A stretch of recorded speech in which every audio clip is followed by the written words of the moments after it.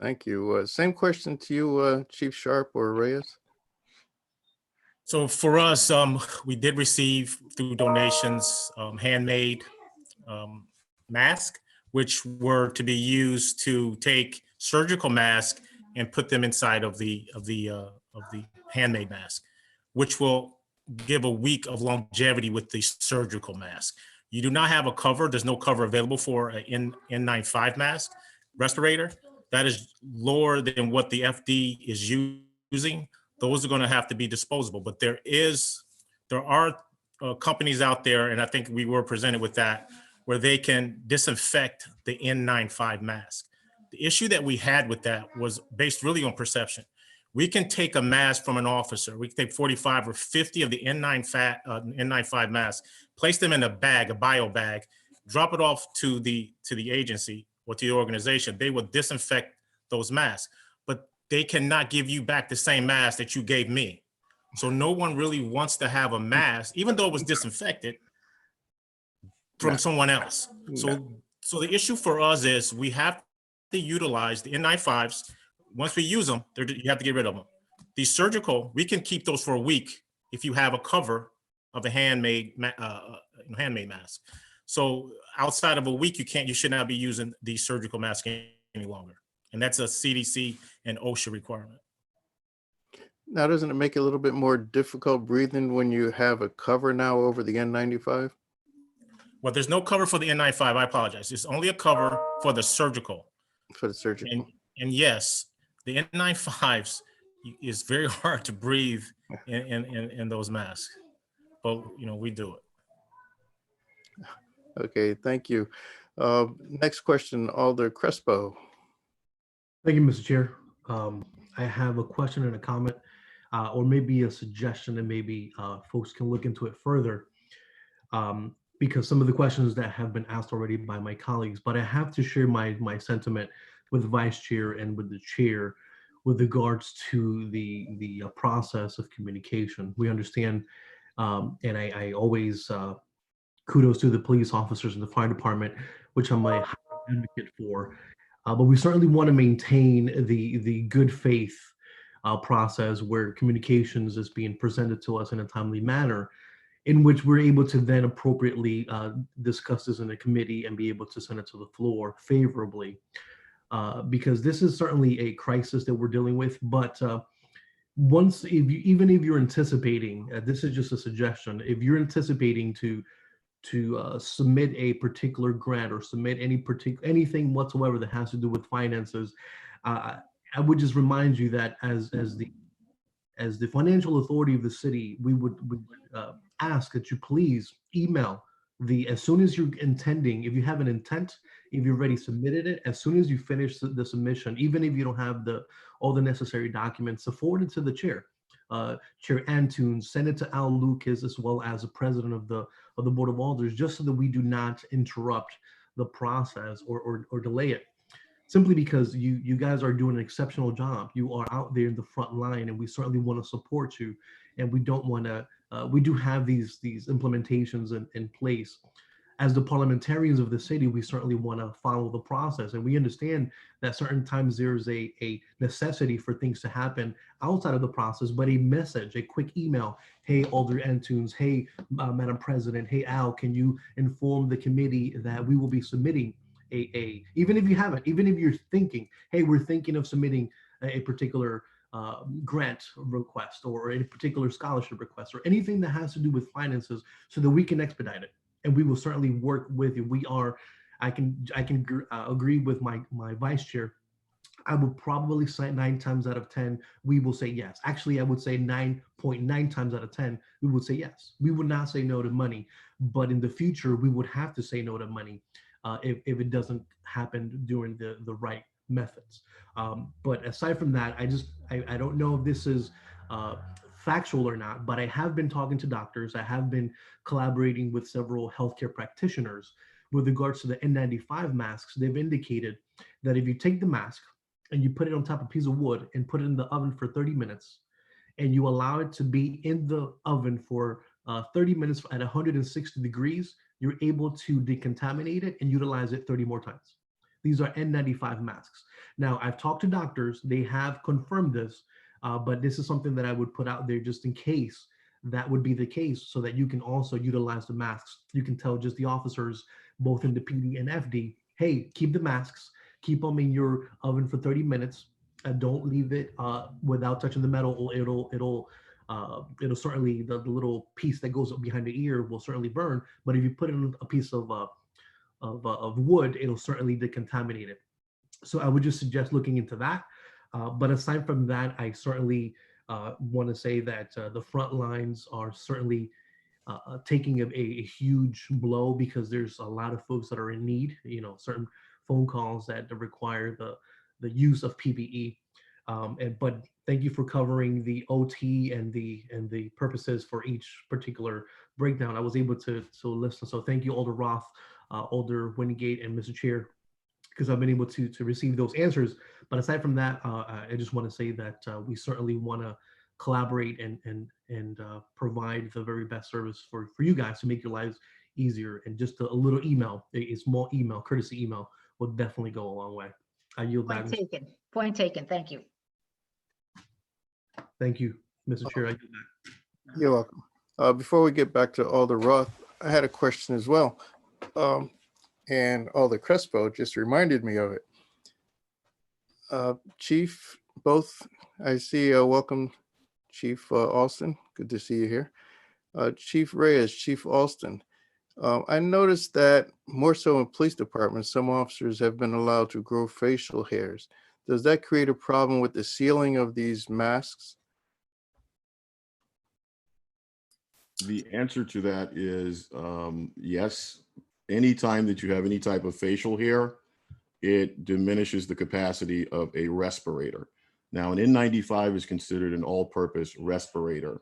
So technically it should be fit tested.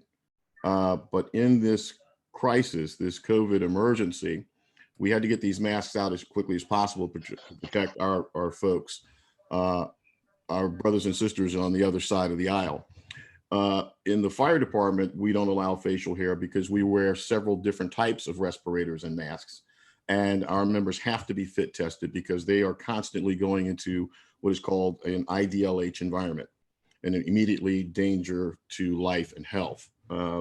So yeah, I'll let Chief Reyes address the police department, but the scientific fact is, yeah, masks are not as effective when there's facial hair. No, I think you've said it all in terms of policy. There is a no shave policy in the department currently. The only officers that are allowed to have facial hair are officers that have an exemption due to some medical reason, and those are documented, but that's a small fraction of the officers in our department. But in terms of the effectiveness, I think Mr. Chief Alston covered it. Great, thank you, both chiefs. Alder Roth, the floor is back to you. Thank you, Mr. Chair. Just two quick things. One, I didn't know in purchasing, is the state coordinating kind of the ability of cities to purchase the equipment, or are you sort of competing against neighboring towns? I'm just trying to think of the efficiencies of doing that when with the points made about sort of the prices spiking and things like that. So I can answer that. The state does not coordinate with purchasing. It is the same on the national level. The states gotten together. But I do want to say for the record, I am so proud of Lieutenant McCarthy, who's been running logistics, not just for the fire department, but for several departments in the city. They've done an excellent job in terms of making our orders early. We ordered in February ahead of other departments, specialized equipment and the like. And many times we've been tracking the prices as well. What happens after this, Alder Roth, when we do our after action reports, we submit the prices a quarter prior to the emergency, during the emergency, and a quarter after. And usually the state's attorney goes after folks for price gouging. So we submit that type of information as well. And usually when they understand, when you tell them we're going to be submitting your prices, to the state's attorney for possible price gouging, the conversation changes. Thank you. And I guess my final thing is just through the chair, and this, my request is not because I want the information of grants you're looking into so that we have the heads up to know in advance. It's sort of a separate issue. I'm curious, I know that there was the conversation that other grants are being sought. It's more to figure out, to try to get the universe of things we may be able to cover with grant funding and not have to cover ourselves as a city. So if they're through the chair, if there's a list of what grants are out there other than sort of the FEMA money that we already know about that could be covering some of these costs that may be coming down the pike, just so we can have a sense of the universe of what potentially would be covered perhaps. And I know it will be evolving, but just if there are other grants you're looking at now, as was mentioned before, that would be great. Thank you. I think that may be a good question for Sandy. As I remember, sometimes grants come and go. They're here today, and there's 10 of them. Then tomorrow there's one. What do you see on your side, Sandy? I haven't seen anything relevant now for us for coronavirus. But as soon as I do, to I believe it was Alder Crespo's point, I will immediately get in touch with you folks and let you know if it's something that we're interested in pursuing. Okay, thank you. Sorry, I may be misunderstood. I thought an earlier comment had said when we were trying to figure out if the letter from Chief Alston was the same grant, that there were some other grants being applied for. And Oh, yes, so- there is FEMA. I believe there's FEMA money, but I'm not Okay, involved FEMA. with it. I'm not involved Okay. with it. So. Okay. Go ahead, Chief Reyes. I'm sorry. No, go ahead. You going to make a point about this? I was going to make a point about something else. What I was going to say is we apologize for the short notice, but you must understand, in an emergency, grants are opened up in a specific time window. I'll give you an example. When I spoke to the Finance Committee and I spoke to this august body not too long ago, I did explain that we applied for an AFG grant, and now they were extending a supplemental grant that we were going to be seeking. What happens in that, and Sandy will bear this out, they want numbers right away. They want to know your burn rate, what type you're using, what prices you're using, where it's going to be distributed. This was a non-matching grant, and we're not saying that you were going to rubber stamp it, but the time to get that submitted was significant. And I believe they completed that one under the wire. So if you would just charge it to our heads and not our hearts, that in an emergency, if we can find money that we can save the city some money, we're going after it. And Lieutenant McCarthy, it's now your new job when we go for grants. Hit the button. Just let them know we're going for it. But yeah, it was not to bypass this process. It was to get our hands on that money as quickly as possible. Yeah. I also think it's worth noting, and I appreciate that comment by the chief.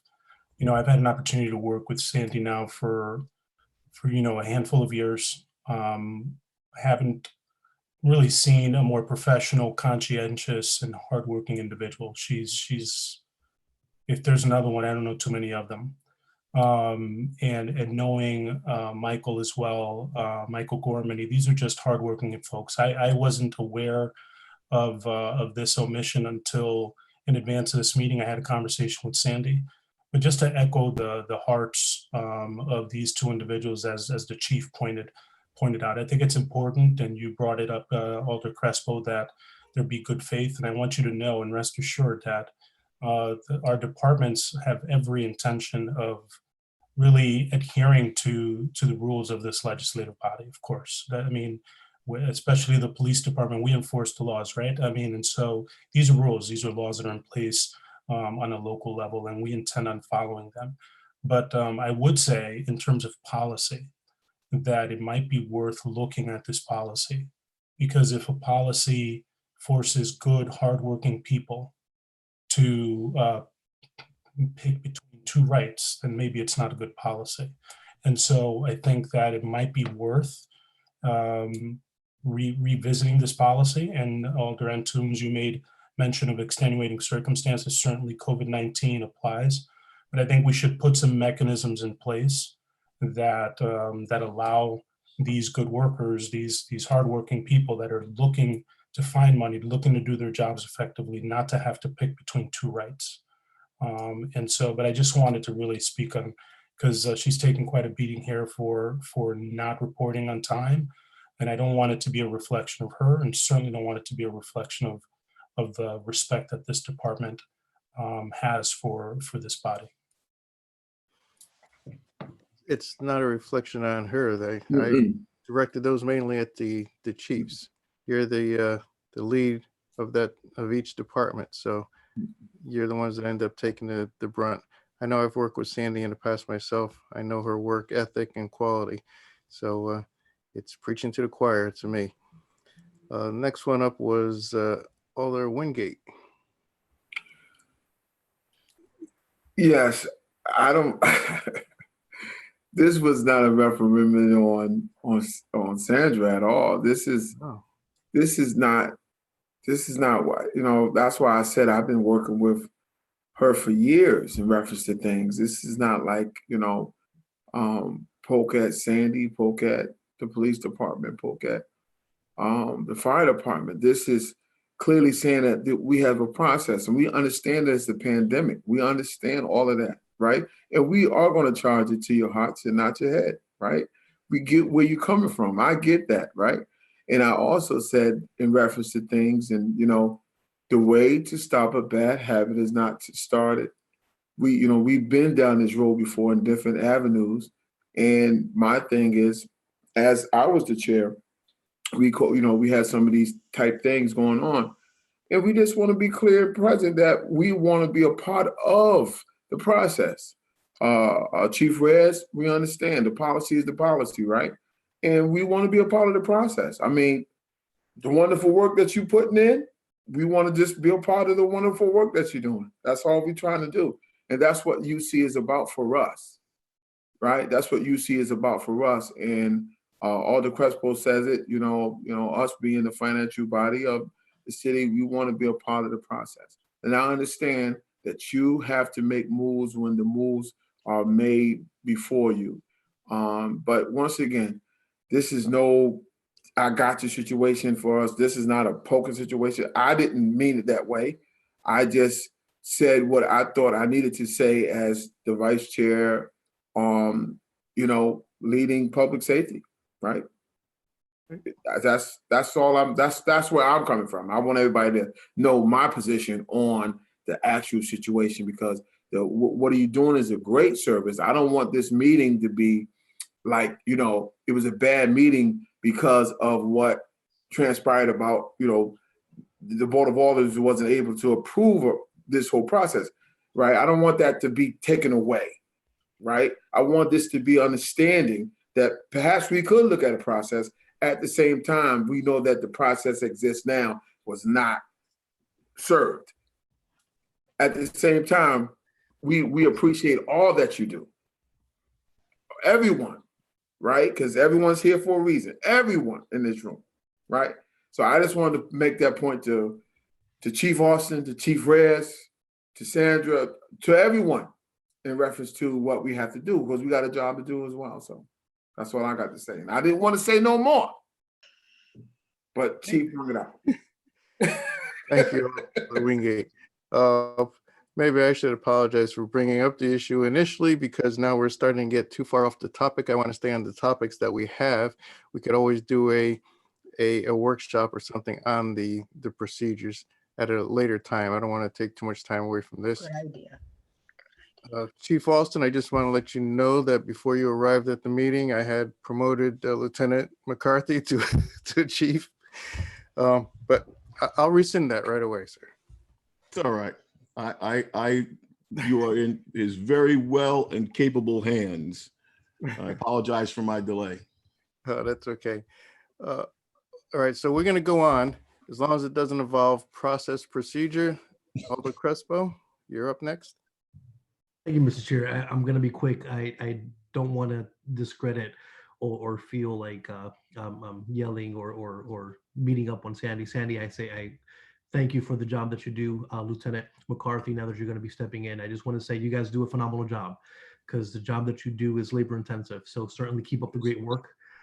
We certainly motivate you to continue to do that. And Chief Reyes and Chief Alston, I have a high respect for you both and every officer within our city. So we certainly do not want to cause any strain, but we certainly want to just establish the fact that we just consider us as dispatch. Whenever you go into a call, you have to go to dispatch and try to just call in. Consider us as the dispatch. As soon as you submit something, a quick email, hey, we're going to submit a grant. Maybe no details, a quick 10, 15 seconds. Hey, we're going to submit a grant. We'll get back to you. And that would be more than enough. But aside from that, I yield back, Mr. Ansous. I just want to make sure a point of clarity that I think that the police department and the officers and the FD are doing a phenomenal job. Thank you. Mhm. Just in time. Any other questions from, I'm looking at this and somehow my screen got messed up. Any other questions from the committee? Seeing no other questions from the committee, we can open this portion up. Mickey, are you there? We open this portion up for public comment. Unmute, Mick. Yes. None of them have their hand up. Why don't you, but I think they can hear you. So why don't you say we're going to take public I testimony? will do that. Is there anyone from the public, any of our attendees from the public who want to comment on this item, on the grant? Anyone from the public want to comment on this item? I think they're mainly here for the other items. Possibly, but we got to give an opportunity. I'll ask one more time. Is anyone from the public interested in commenting on this item? They're able to raise their hands though, Mick? Yes. Okay. All right, seeing none. I make a motion, we close the public portion. I second that. Moved in second. Any discussion? Seeing none, all in favor? Aye. Aye. Any opposed? It's unanimous. We'll move on to the next item. Thank you, Chiefs, Lieutenant, and Ms. Karigian. And you're certainly welcome. invited to stay because I think there's going to be more on the police department and possibly fire regarding some of the safety items. All right.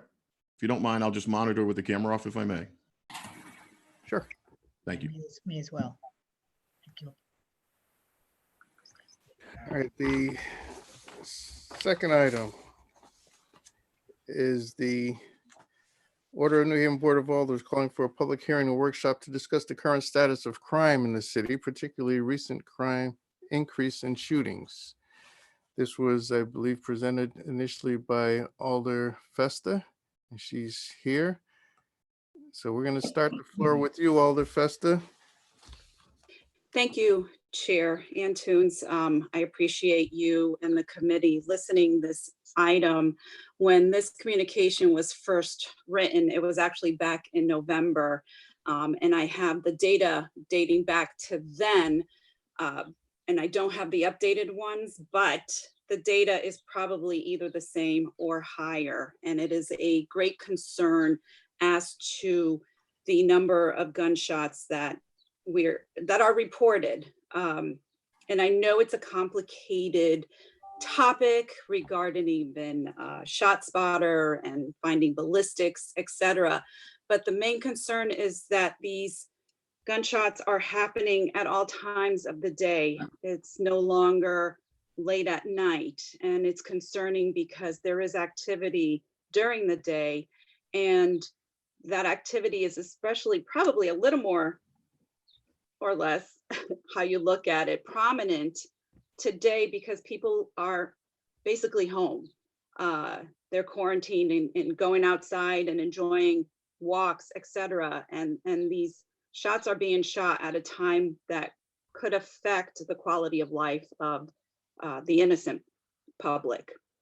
So the concerns are, is it due to specific beefs? I mean, I can let you speak on this topic as to where the police department is heading with trying to get a better understanding of what is going on.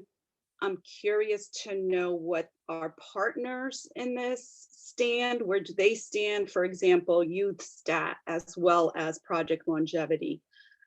Maybe you can speak on where we stand in the police department as of today, and let us be enlightened by hopefully some good news. So with that, I'm happy to yield to the chief, and then I do have questions. Thank you. Thank you, Alder. Thank you, Alder. If I may, I did bring some updated stats, Alder, that I wanted to sort of share with you. I wasn't sure what time frame you were referring to, so I only have, well, I have the most recent CompStat report, but I did bring a graph if I can share it. Let me see if, is the host able to give me sharing capabilities?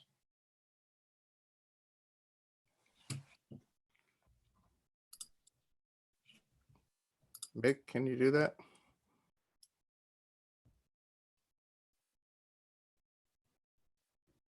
Okay, thank you.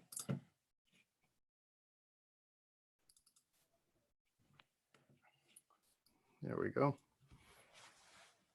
To share, so I wanted to share this graph with you just so you get a kind of a sense over the past 9 years in terms of, you know, the most high profile incidents such as homicide, shootings, and then our shots fired, just to sort of get a sense how we've been trending. Some of the things that have impacted our shots fired numbers over the past few years is that we've added sensors incrementally as we are able to get more money for ShotSpotter. When we started with ShotSpotter, we only had 3 sensors, and we identified what we call the corridor, which is primarily Orchard Street, and it would run through the heart of this, you know, the city, in the areas that we felt were some of the most violent, if you will, areas in the city. As we were able to do so, we continued to add sensors to try to blanket as much of the city as possible. Just recently, we expanded, in the last couple of years, we expanded all of the Ville, and then just recently we added all of Fairhaven, which has definitely contributed to the spike in reported numbers. Obviously, you know, the most notable thing is that overall we have headed in the right direction in terms of shots fired in New Haven. Obviously, looking that we would average year to date, these are year to date stats, by the way. It's 149 as of May 17, 2011 through 20. And so we're still, you know, less than half of what our numbers were at our peak time in 2011, which is good. The bad news is that we have been spiking over the last couple of years, as you see. Some of that is attributable to the increase of sensors. So more sensors, more shots that are getting reported. Most of the reason we got ShotSpotter is because we couldn't always rely, and in fact, it's very unreliable to get phone calls when shots happen, especially in certain neighborhoods that don't customarily call the police when violence happens. So that's why ShotSpotter was so important. Also, the timeliness of it, it allows our officers to get there faster, usually within seconds and minutes, than they normally would if they would be waiting for phone calls. And so just wanted to show you this. Our non-fatal shooting victims are 26 compared to last year at this time of 27. And this year we had 3 homicides year to date compared to 1 this year at this time. However, we do catch up. Last year in May, by the end of May, we were at 3 as well. 2 of those were domestic related homicides. As you know, one of them was the one on Congress and Cedar, where the individual was stabbed in the head. 2 guys that knew each other were drunk, got into a fight. And the significance of that in terms of tracking crime and predicting crime is those are obviously very difficult to track or predict. And so we tend to look at our crime in terms of solvability, in terms of how we're trending as what could we have prevented? What crime has the propensity to have retaliation and therefore result in more crime in the future. And so, you know, this year and last year, we dealt with, especially last year in the beginning of the year, we dealt with a lot of individuals that had been coming out of prison, re-engaging beefs in the Exit 8 area, the Kensington Street area, and certain areas of the city. And I mean, we had to do very strong operations to contain those beefs that were going on.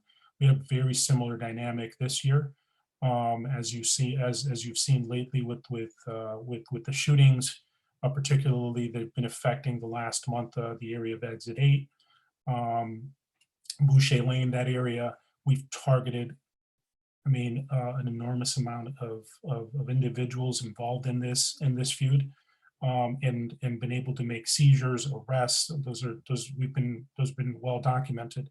We actually went through a 3-week period where we didn't have a shooting. Unfortunately, one of the most recent shootings was with Mr. Whitfield, again, someone well known to us. So again, we're dealing with these narratives. We have also been engaging our youth stat folks. Obviously, with the coronavirus, everyone's been impacted in terms of who's coming to work and who's not. But we've still been engaging, and they've been doing some modified work to try to engage some of these youths and trying to get them either services or working with probation to see if we can get them monitored or violated in some cases for some individuals that were very violent. But you know, the same recipe that got us from 2011 is the same one that we've been implementing. You know, Project Longevity is not a partner. We are Project Longevity. It's embedded within our institution. It's a philosophy. And we can continue to implement that through our call-ins, through custom notifications at the homes of these individuals and their families, or even people that might potentially be future victims or suspects in future crime, because we're concerned about retaliation. So we continue to do those things, even in the midst of being, you know, drastically short in our staff. We continue to focus and invest in those efforts because we know that they pay dividends. Where we're seeing the impact of our decrease in numbers is in our presence on the street. And I'm going to also show you the most recent CompStat report to give you a sense as well of where we are overall. Overall, our violent crime year to date in the most violent categories is down 28.5%.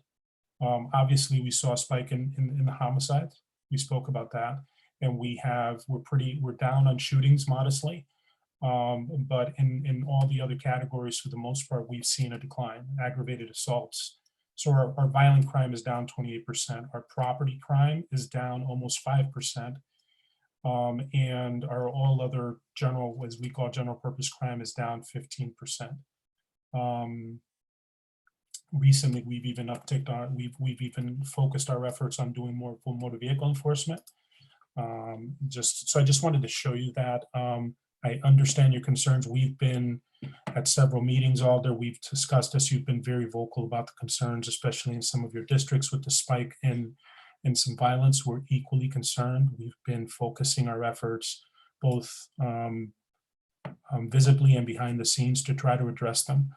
And we're concerned. We're concerned about the summer. We're concerned about the decompression of prisons, resulting in some folks that should not be coming out. We all agree that that there are some folks that should be given an opportunity to come out back into the population, considering the risk in prisons. But unfortunately, with the good sometimes come the bad, and some of these individuals are really violent. Some of these individuals should not be coming out. And we've been very vocal with our partners on the state level, with parole, with probation, with our legislatures, that sometimes these blanket policies might inadvertently cause more harm to the community in terms of, again, and some of these folks have been getting let out. We had a list of names of 12 people, just of the people that we're focused on right now currently that are causing some of the crime. These are folks, about 7 or 8 of them that were let out of prison just recently because of COVID. And so these are, continual situations that we have to sort of bob and weave and deal with. But I sense your frustration. I know it. We've been talking about it. I just wanted to give you some stats so you get some current stuff. I can forward that to you. But we're equally concerned, both because of our staffing levels diminishing and also because of the current dynamic that's playing out there right now, with the violence.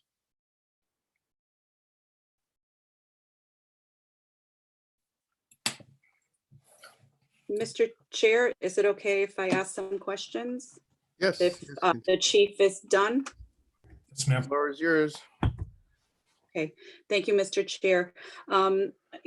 Chief, I appreciate the stats and graphs and all of that, but what you just said is actually incredibly alarming to me, where, who is making the decisions regarding who gets released from prison? Mhm. Yeah, I think that's Particularly if they are a danger to society. So, I mean, that's happening obviously on the legislative end, but it's coming. It's not being made in a vacuum. I'm not suggesting that for sure, but I can tell you that we are not, unfortunately, we have not been included in that conversation. Unfortunately, it's pretty much at this point just happening on the legislative end.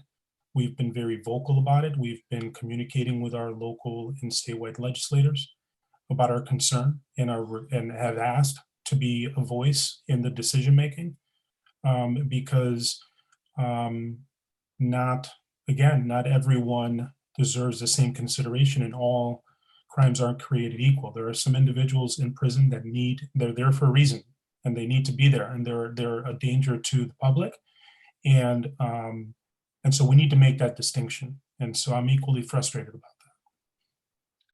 So what is being done to push your agenda in regard to these folks? What were you told when you said that you wanted to be involved? Because this is affecting our city.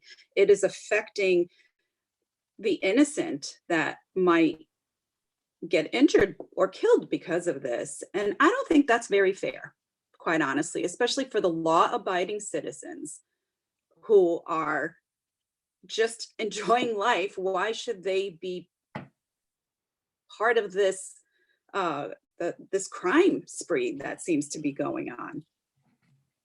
We have had to, because obviously it's been very difficult recently because of COVID, but we have had some meetings with our state delegates. We talked about the crime. We talked about our concerns. We've been dealing with with parole, with probation. We've voiced our concerns with them as well. I think it's complicated, Alder. I mean, I think a lot of this stuff has happened very quickly because of the need for decompression in the prisons. I just heard that one of the prisons had 6 deaths just recently, and due to COVID, and there was a major outbreak. So I understand too that there are some challenges that our partners at the Department of Corrections are dealing with. That's very real. That's very, very real. And I don't think we throw the baby out with the bathwater. I think that decompression is important right now. But I think that, I would say that maybe we need to be more collectively vocal. I would appreciate your assistance with that. But I think we need to make this a priority, because I think it's going to continue happening, especially during the summer. It could pose a significant problem for us, and has been already. And Chief, it's also not fair to our PD. It's not a fair use of their time, knowing that this is happening and where you could be doing other, law enforcement. This is one added item on your list too. So it's really not a good use of our police department to be after those that have been let out, that should not have been let out.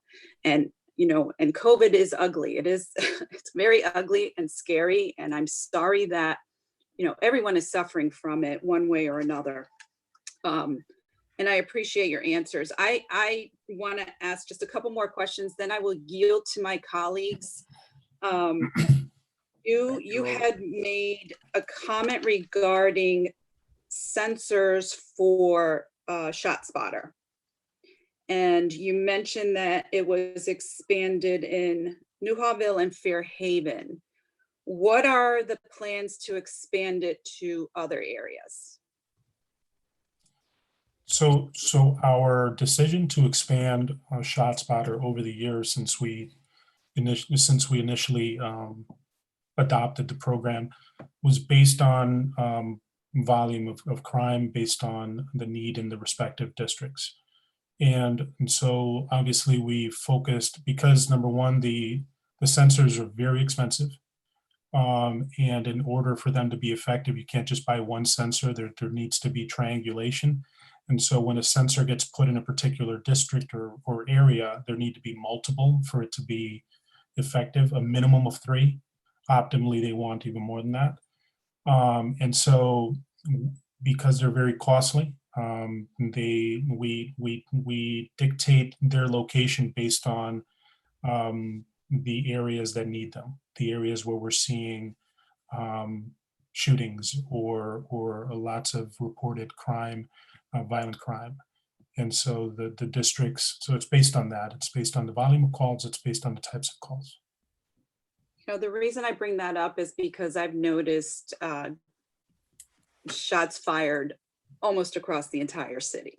It's not just, and maybe, they obviously are at different rates.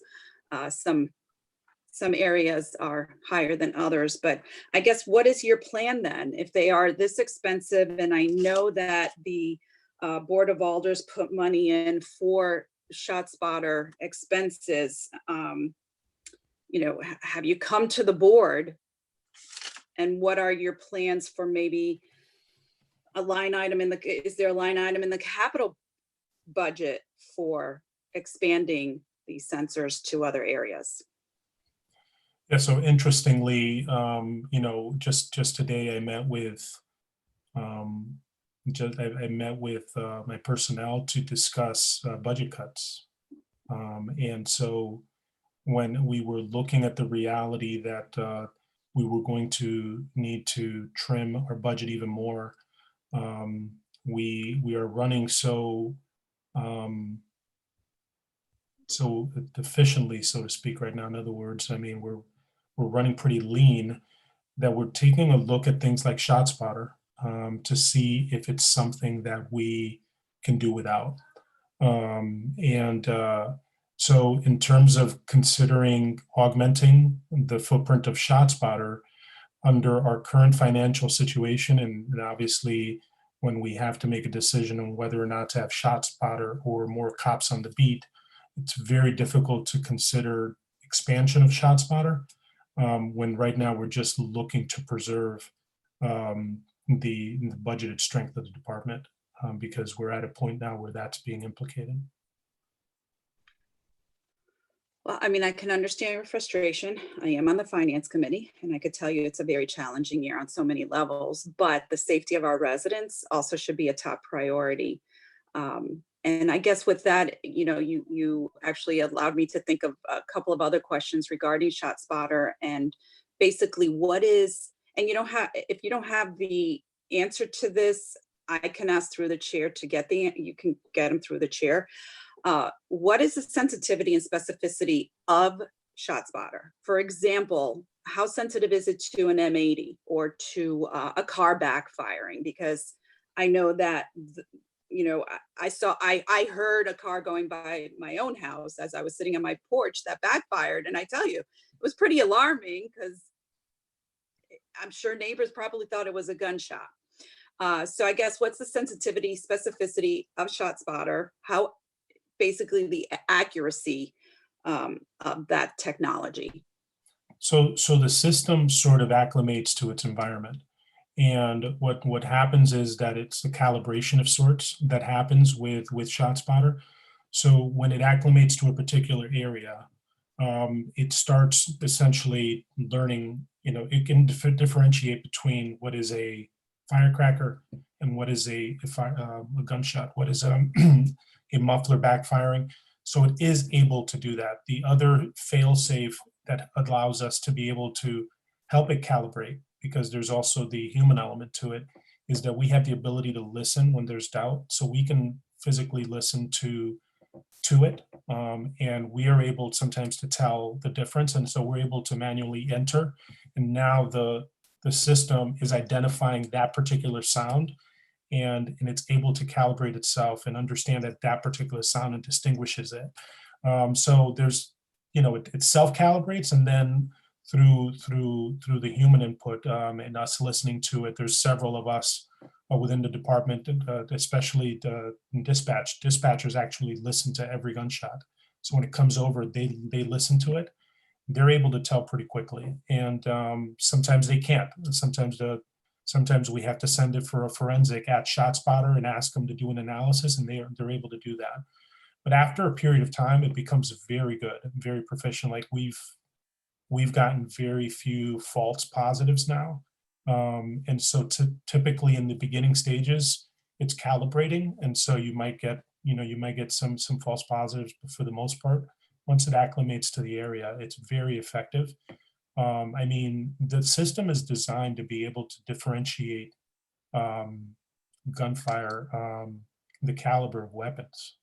So it's a very fine-tuned machine. I mean, hence why it's so expensive. And it's also designed to provide you with forensic analysis of whether it's moving, not moving, if it's echoing. Like in your district, one of your districts where I used to live on East Rock, there's a major echoing issue because you're sort of like, because of where it's located. And it's very difficult sometimes. I remember when I was living there, I would hear gunshots, and I would only know that it wasn't outside or nearby because I saw the notification coming in and I knew that it was in another part of the city. But to a resident that doesn't know that, they're thinking they're hearing gunshots like 2 blocks away or a block and a half away. And so major echoing issues. ShotSpotter would actually be able to calibrate eventually when it's there and would be able to differentiate that. I hope that answers your question. I know it was kind of a long-winded answer. It did, but it sounds like it's not going to come here. So I guess it doesn't matter whether it can calibrate itself in East Rock or not. I do think it's a worthwhile investment to have it in every district. I think it should go in every district. I agree with you. And I would be happy to make that part of our budget proposal. I just think right now, in terms of our unfortunate situation that's been augmented by this COVID pandemic, I think it has become now more of a luxury that we can't afford. And so for that reason, it's unfortunate, but I do agree with you that it would make sense to bring it everywhere. If I could for a second here, Alder Festa. Chief, maybe we can get Sandra Karigian back on, because I believe just last month we approved a weapons grant that included increasing the number of ShotSpotters. And what we have. video. And video. I'm here. Okay, start video. Yes, I did. I put it in the, it was in the budget. We put it in the budget. But we're not going to know for months whether or not the feds will approve it. So. No, but I think that the point goes to what Alder Festa was saying about increasing, that the attempt is there under a Yes. grant at this point. Yeah, it is. The attempt is there. Thank you. Thank Thanks for you. saying- You're welcome. Excuse me, Chair. Alder Wingate. Yes, I apologize. A couple of the orders have to go to a convention through the phone convention. So I just want you to know that we may have to step out for a second. I don't know how long this convention is going to be, but in District 10, we have to vote tonight. How you doing, Alder? Yes, we do. However, we still have the item to vote on a little later on. So we're going to need you here. Yeah, I just want to make clear that we doing dual things right now. So I just want to let you know, we're going to put our stuff on mute again. All the Festa got a whole lot of questions, so I don't know. I You just have to know let you me. know. Because if all of you leave, she'll have a chance to ask them all. Alder Fester, are you going to yield a little bit to other? As a matter of fact, I am. Hi, Mr. Bruce. Chair, thank you, Alder Wingate, and you know me and my questions. I just love them. So I yield, Mr. Chair, to my colleagues. Thank you. Thank you. If you have more, just I see you next. You have to unmute yourself. You were going out, Mr. Chair. Can you repeat yourself? Thank you. Oh.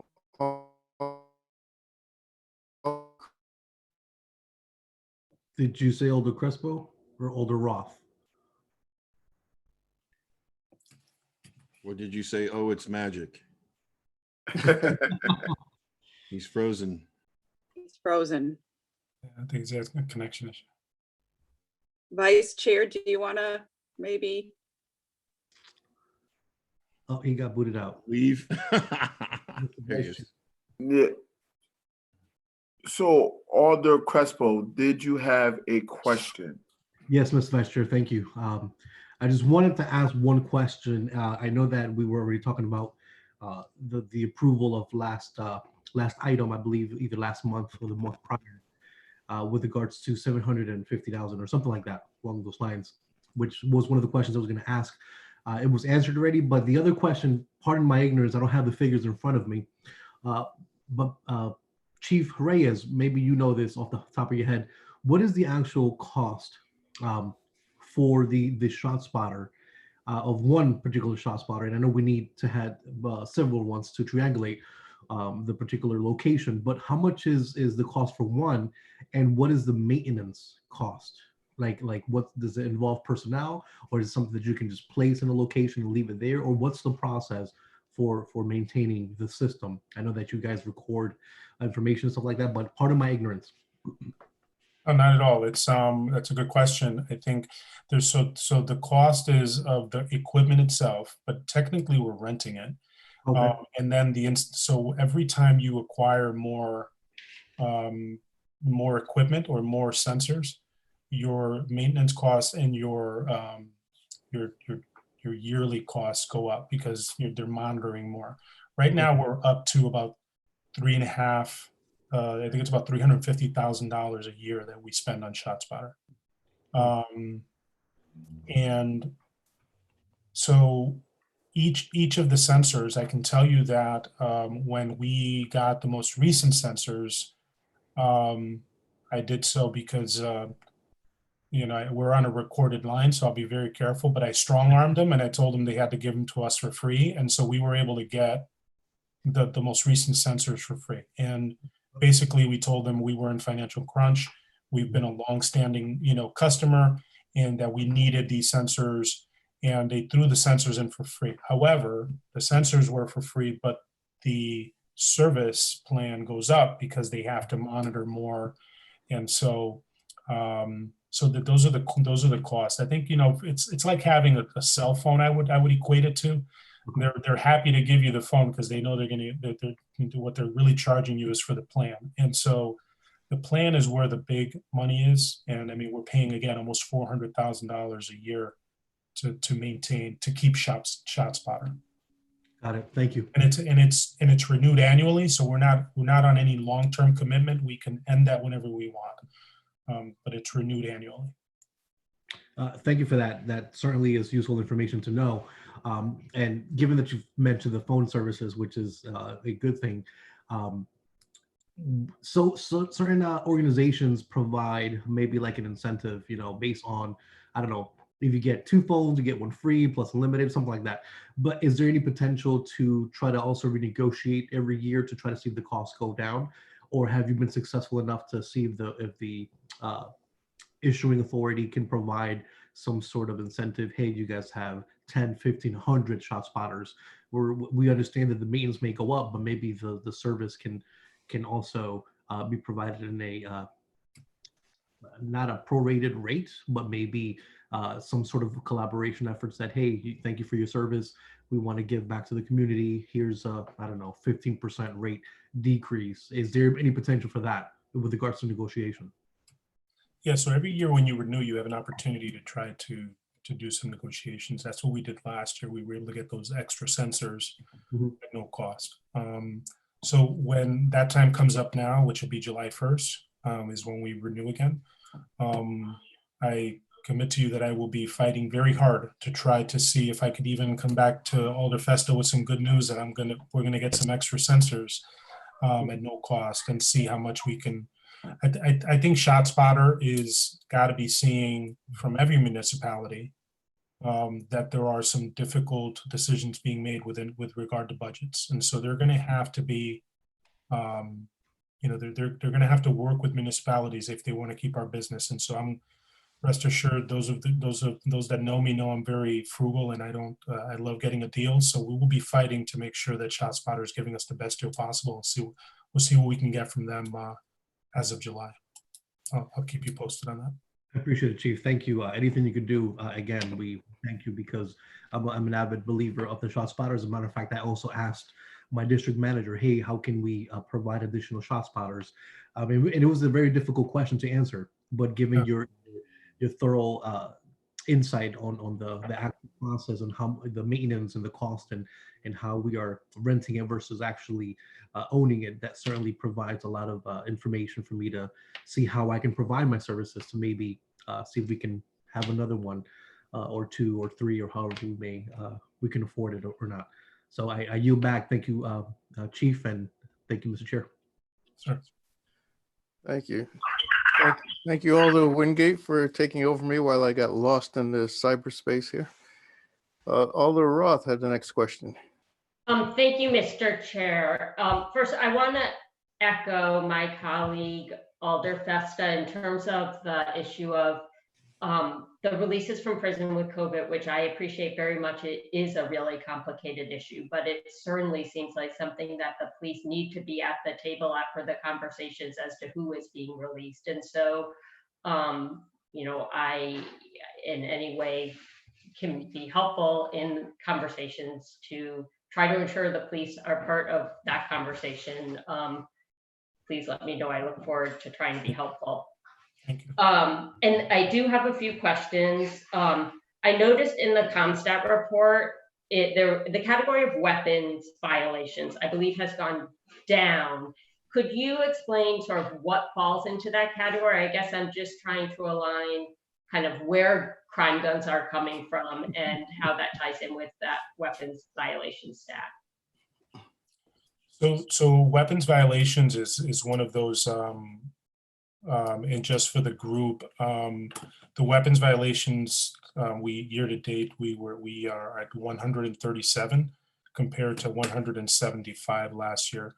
And so that's sort of a catch-all category, primarily dealing with firearms, and it can be possession, it can be it could be domestic violence incidents where people are possessing guns they're not supposed to. It can be anything related to a firearms arrest, anything having to do with a violation. And so it ranges from serious to, technically they're all serious, but it could just be a simple violation of someone owning a gun and they're not supposed to because it's a violation of a protective order or something to that degree. So those types of incidents have reduced, have gone down. And I guess, are most of the guns being used in the things that fall into violent crime, are they guns that are owned legally, or are they guns that people either aren't of age to have or are stolen or whatnot? I would say, and I don't have the exact number, I can tell you that as of last week, we had seized 37 guns in the city, and charged people with serious crimes. Most of them during either traffic stops or operations that we were doing targeting specific individuals. That is a number that continues to go up no matter what. It's one number that we can't go down. We can't get to. I would tell you that if we looked at the graph of gun seizures, it's a number that, however slightly, every year seems to go up. Just saying that the more guns we get off the street, it just seems like there's just way too many guns on the street, and they're way too accessible.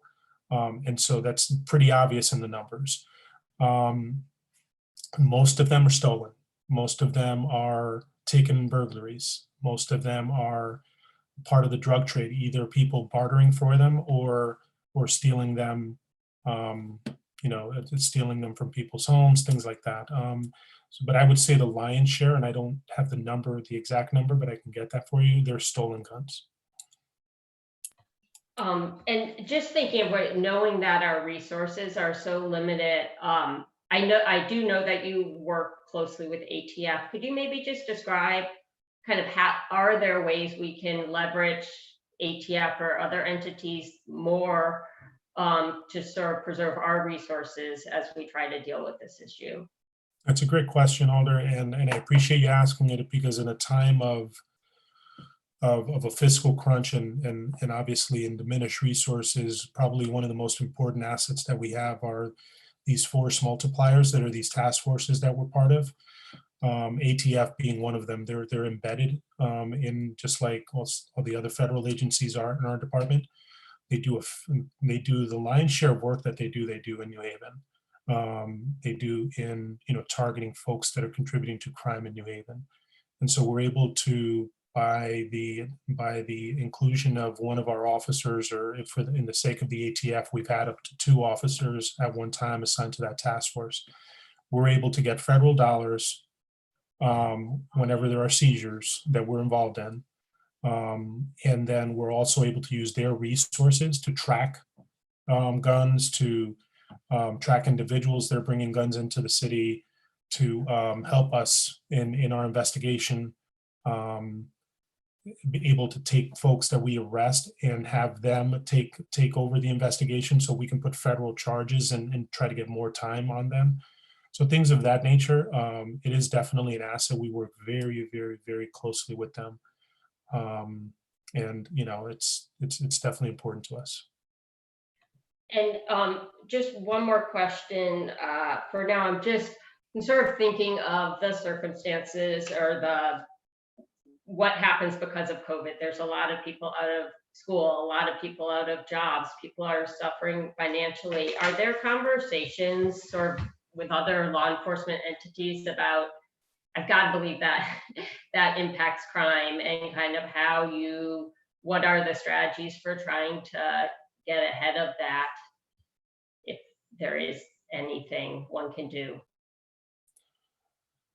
So just so I understand your question, so you're talking about the current situation with COVID, kids being out more now and because they're not in school, correct? And how that's contributing to crime, is that? I guess both that and just the economics of it too, with people out of jobs, with people needing money. I worry that those stresses could lead to more crime as well.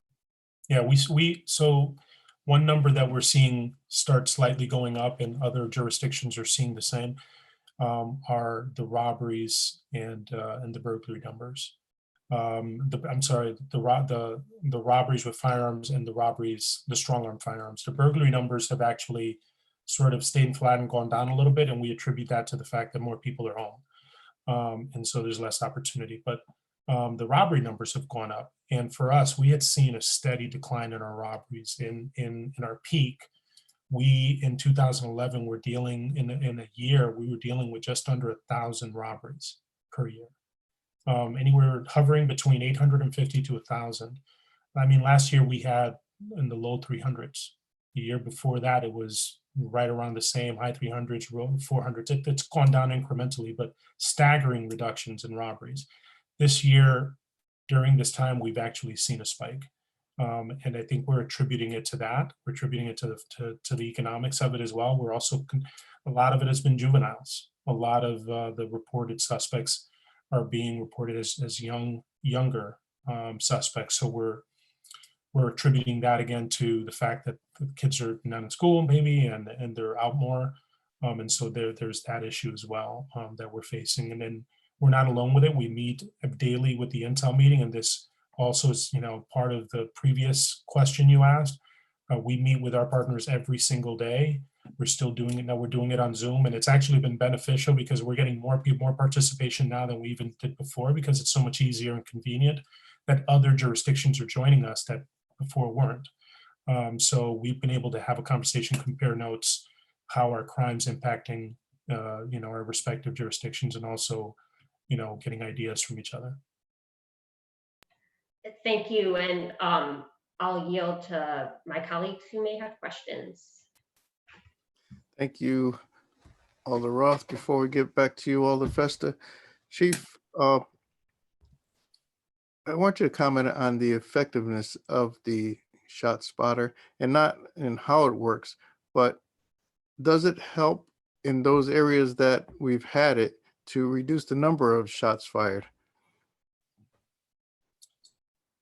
That's a good question, Alder. And I would tell you that having when I was head of major crimes and head of homicide, and we got ShotSpotter, I was very critical of ShotSpotter because I look at it from the perspective of, does it help us solve crime? Does it help us deter crime? My stance on it has changed because I'm thinking of it much like you are, in that we need every ounce of help that we can to get to the scene quicker, to identify incidents of violence quicker. And it does help us do that. Is it necessarily reducing crime? To the extent that it allows us to get there sooner, to the extent that criminals know that it's there and that the likelihood that we're going to get to the scene faster is also higher. It's a deterrent. I think that's good as well in terms of accurately tracking. Before, we would have to wait for someone to call the police in order for us to know if there was a high concentration of gunfire in a particular neighborhood. And so that wasn't always reliable. Now we're getting at least the accurate stats of what neighborhoods are being affected, and what our true scope is, what the true accurate numbers are in terms of the impact that the violence in the neighborhoods. And so in that regard, it is effective. In that regard, I think it's necessary. Now it becomes, like I said earlier, becomes an issue of economics on whether or not we're getting the bang for the buck. And that's a decision for the collective, I think, because I think depending on who you ask, it's something that we need. And as far as the bang for the buck, one of my other colleagues mentioned the cost factor. I think everybody did. Has there been any consideration of uniting with bordering towns that may need it to reduce the cost based on volume? It's a great point. And so right now, the ShotSpotter company does not allow you to do that, number one. They don't. And number two, and for obvious reasons, right? I mean, it doesn't behoove them. And then the reluctance with other towns to do it is that their needs are different than ours. And so especially our surrounding towns, all of them have a very different, footprint of crime than we do. And so it'd be very difficult to determine how much. The only one that I could see that would benefit is is a town like Camden. Because I didn't want to say that. well, because their borders, they're dealing with their fair share of crime, and I think it's mutually beneficial that they monitor their borders as well. Oftentimes, they end up benefiting because there's spillover. There's spillover in terms of the coverage because the sensors cover part of their streets, so they do benefit. They do benefit especially in the Ville area. But yeah, I mean, as of right now, the company does not allow for jurisdictions to sort of join forces, so if you will, to offset costs. All right, thank you. Alder Festa, you're back on. Thank you, Mr. Chair. I just want to piggyback off of Alder Roth's concerns. You mentioned with one of the answers you gave, your partners. Who are your partners? Wow, that's a long list. So on the obviously the law enforcement partners are the obvious ones. Our federal partners, our local, state, and federal partners. Our probation, our parole, our Department of Corrections.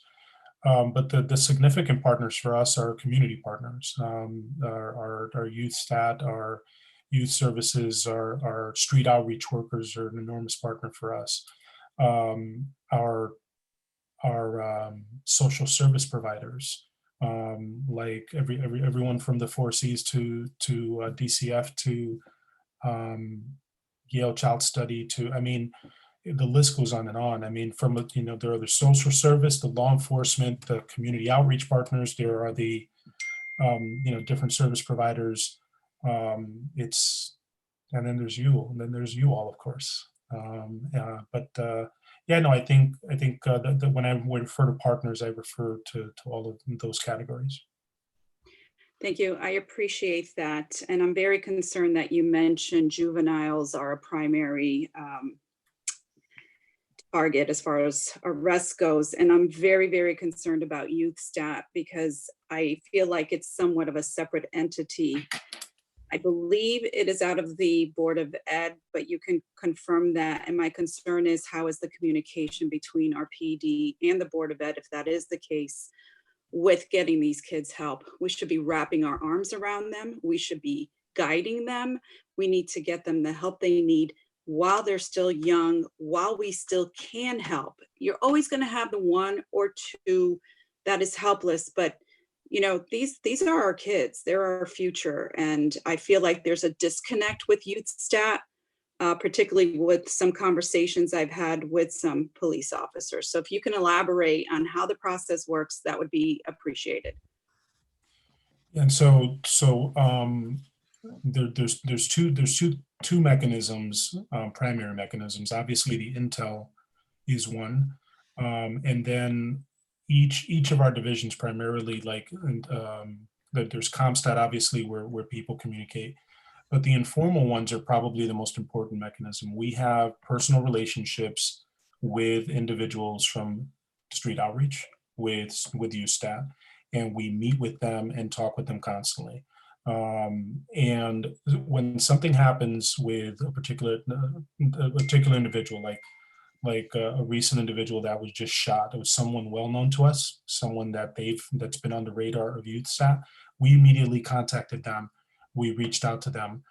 We coordinated efforts to go speak to the family. A lot of the principles that we implement with Project Longevity have extended to the way that that's primarily, Project Longevity is for adults.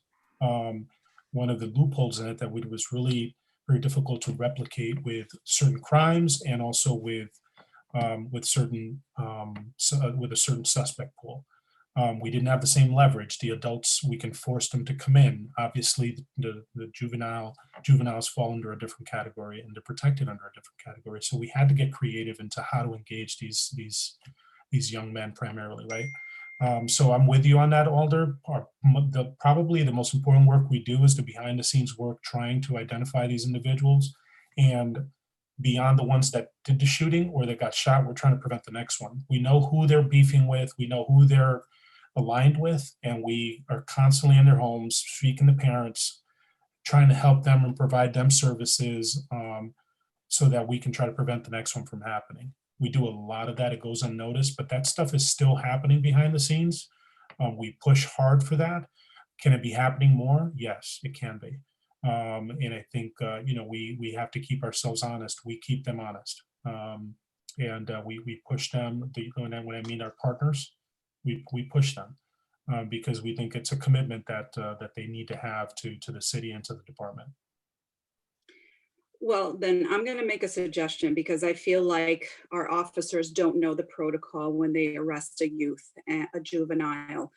And I feel like we're missing opportunities. And that is, please set up a process, a protocol, because I feel like our officers don't know that there's even a youth stat program or what the procedure is when they do arrest a juvenile. And this is conversations I've had out in the field. I'm not making this up. And I'm very, very concerned about that missing loophole, that little loophole that is maybe not, we need to fill it, put it that way. We need to bring it together and bind it and work with the proper people to make sure that our officers know that if they arrest a juvenile, who do they contact when it comes to our juvies? If that makes any sense. No, it absolutely does. And when an officer arrests a juvenile for a violent, especially for a violent crime, that juvenile is coming up to the bureau, that juvenile is being identified. That juvenile is vetted through our intel division to determine whether or not that he or she, I say he because it's often he, is a part of a circle of individuals that are of concern. Is he part of any groups? I understand. We have mechanisms even on our social media. Each officer has Slack on their phones. They get to enter that information. If they came across a juvenile, they put it in so that everyone in the department knows that they came across this individual. If they arrested him, it's communicated. Our intel division disseminates information constantly. I could show you the intel streams that go out to officers. One of the things that we've done, especially in the last 5 years, is improve the communication between the third floor and the second floor, the patrol division and the detective bureau. I can tell you when I first came on the job, and Alder Antunes can attest to this, you didn't go up to the detective bureau. You just didn't go up. If you were an officer, you just didn't go up unless you were invited up there. And it was a very different world. But now it's a seamless relationship. There's a lot of communication. There could always be better communication, absolutely. And I appreciate you giving me that input because that means that we have more work to do. But the mechanisms are there. I think we need to reinforce them and make sure that every officer knows them. Thank you. I appreciate it. And I want this meeting to move forward because I know there's another item on the agenda, so I won't ask any more questions other than I look forward to seeing an outline of a plan of what it is moving forward with the city regarding some of the crime stats that are of concern regarding gunshots, et cetera. So through you, Mr. Chair, if we could get that outline, that would be very appreciated. I also want to thank you, Mr. Chair, and the committee for hearing this very important item and getting a clearer picture of some of the functions that occur in the police department, along with who we partner. So thank you. Thank you, Alder. Appreciate you. You're welcome. Thank you for bringing it up, Alder Festa. Are there any other colleagues that have a question for the chief or his staff? Alder Crespo. Thank you, Mr. Chair. It's just a quick question regarding the ShotSpotter. Given the extensive information that the chief has provided us and wonderful insight, have the ShotSpotters, now that they have been implemented, have they acclimated to the particular community that they've been sitting or that they've been stationed, or are we still trying to calibrate them so that they can respond accordingly based on the on my colleagues' initial comment about determining whether it's a firecracker or an exhaust system versus an actual shot? Have they acclimated to the community given that they've been out there? And if not, how long will it take for them to acclimate? So, the length of time depends on like the number of incidents that it's exposed to, and but I can say that for the most part, the error rate for ShotSpotter in areas like that it's been instituted for a while, especially like those areas like District 4 and District 6, District 7, that it's been there for a while. It's one of those were the first three.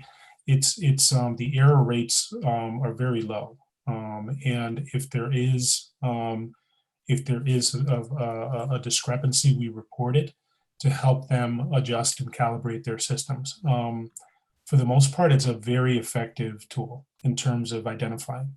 We get very few false positives, even from inception, because I think the system's already designed to be able to differentiate between things like firecrackers, but it doesn't take it very long at all. That's not like a years type of thing. I would say it's probably weeks or months, and it depends on the volume of calls that are coming in, which for us is pretty high.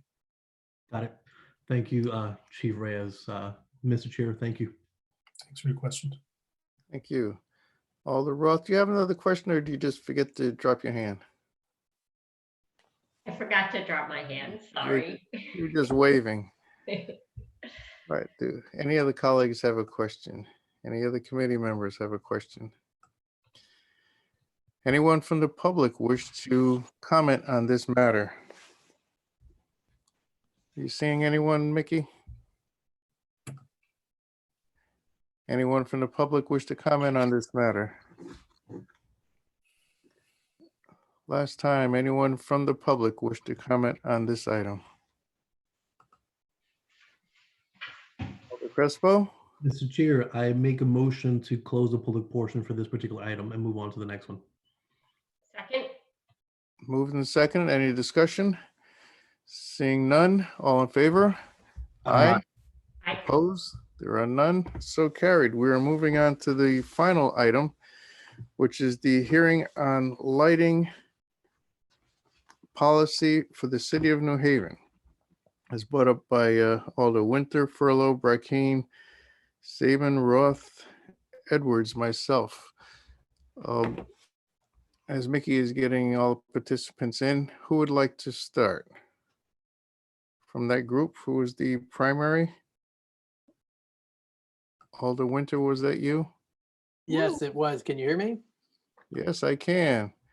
Thank you, Chair Antunes, and thanks to the committee for hearing this item.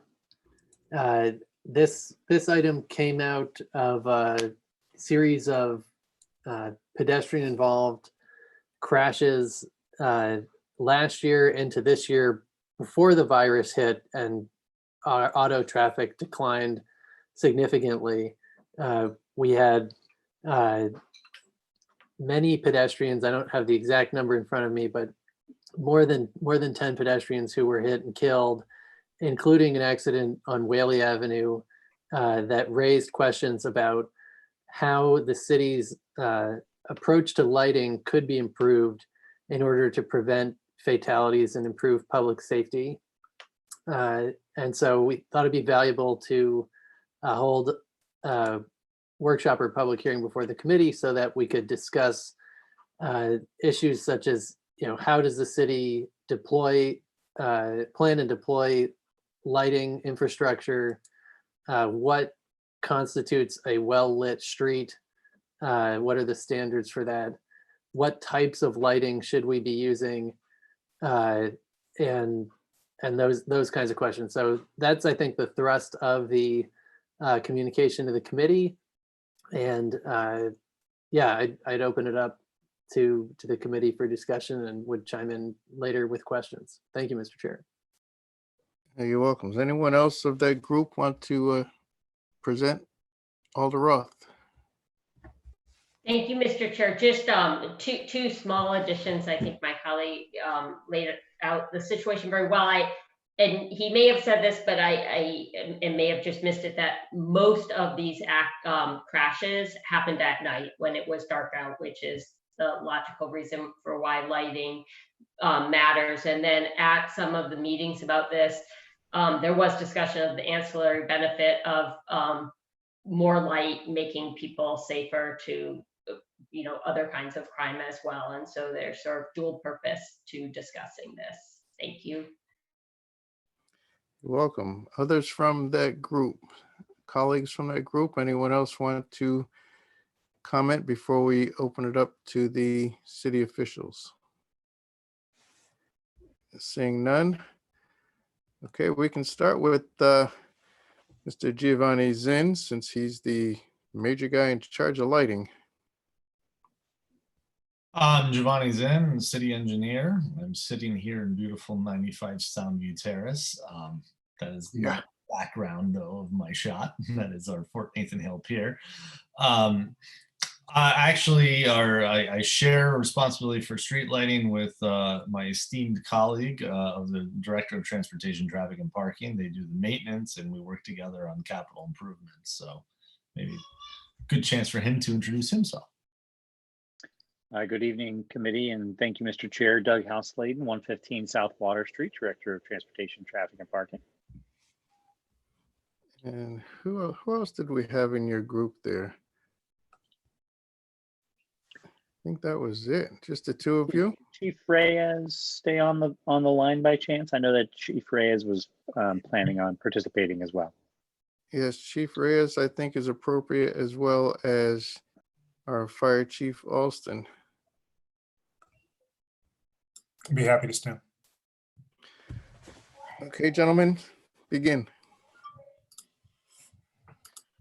Well, I mean, again, thank you for inviting us to speak. I think that this is probably mostly, I think we're interested in hearing your questions and answering them. We use LED lighting.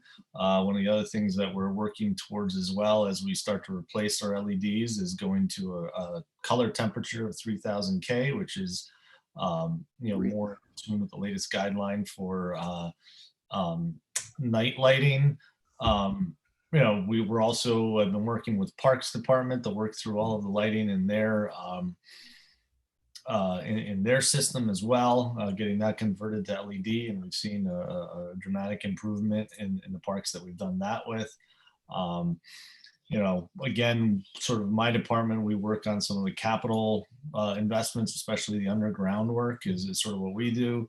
Traffic and parking, transportation, traffic and parking does the maintenance and all of the above ground work. Maybe that's probably, Doug, the best way of, or Mr. Houseladen, that's the best way of dividing the responsibilities between our departments. And even then, there's probably some stuff that goes back and forth. With that, we're continuing to try to improve our lighting.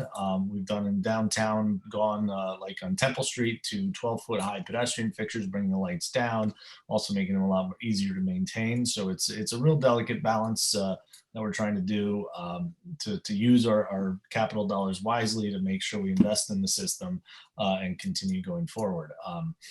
A couple of comments about constructing street lighting, especially pedestrian lighting. Underground lighting is expensive. Underground fed lighting is very expensive. I was just looking at some numbers on one of our latest estimates. The lights themselves, the head is about $1,000. The pole, if it's a decorative pole, is about $1,800. If it's a sort of just a spun taper, 5-inch to 4-inch, 12-foot tall aluminum pole, you're looking at $600-700. The foundations run about $1,000 plus installation. So and then the trenching and the repair work and all of that kind of stuff tends to be around $45 a foot. Throwing another $10-12 a foot for all the electrical work associated with it. So it ends up being quite expensive. However, we are looking to do that on Whaley Avenue, for example. That's the place that we saw a lot of outreach from the community on that, and some of our other major roadway projects over the next 2 or 3 years. Okay, while I'm waiting for some other hands to go up, did you have something, Mr. Houseladen, to add to that? Well, I think that the best thing that the TTMP can just add is simply with respect to how best to get repairs into the queue and into the system. And we've had an opportunity to come before the Board of Alders. I think it was the City Services Environmental Policy Committee in the past, and discuss, the use of either calling into our department and leaving a phone number, or leaving a message right now, shooting an email into the department. And then we always love if folks can utilize SeeClickFix in order to make a request. There's a couple of two questions that they ask you in SeeClickFix that are so crucial and helpful in getting the workload and getting the work process done. And I see a lot of faces from your colleagues on the committee that can attest. I know that Alder Wingate is frequently now texting, and Alder Winter frequently texting in the poll number and address, and that's really what we look for in order to get our work order started in order to make the repair.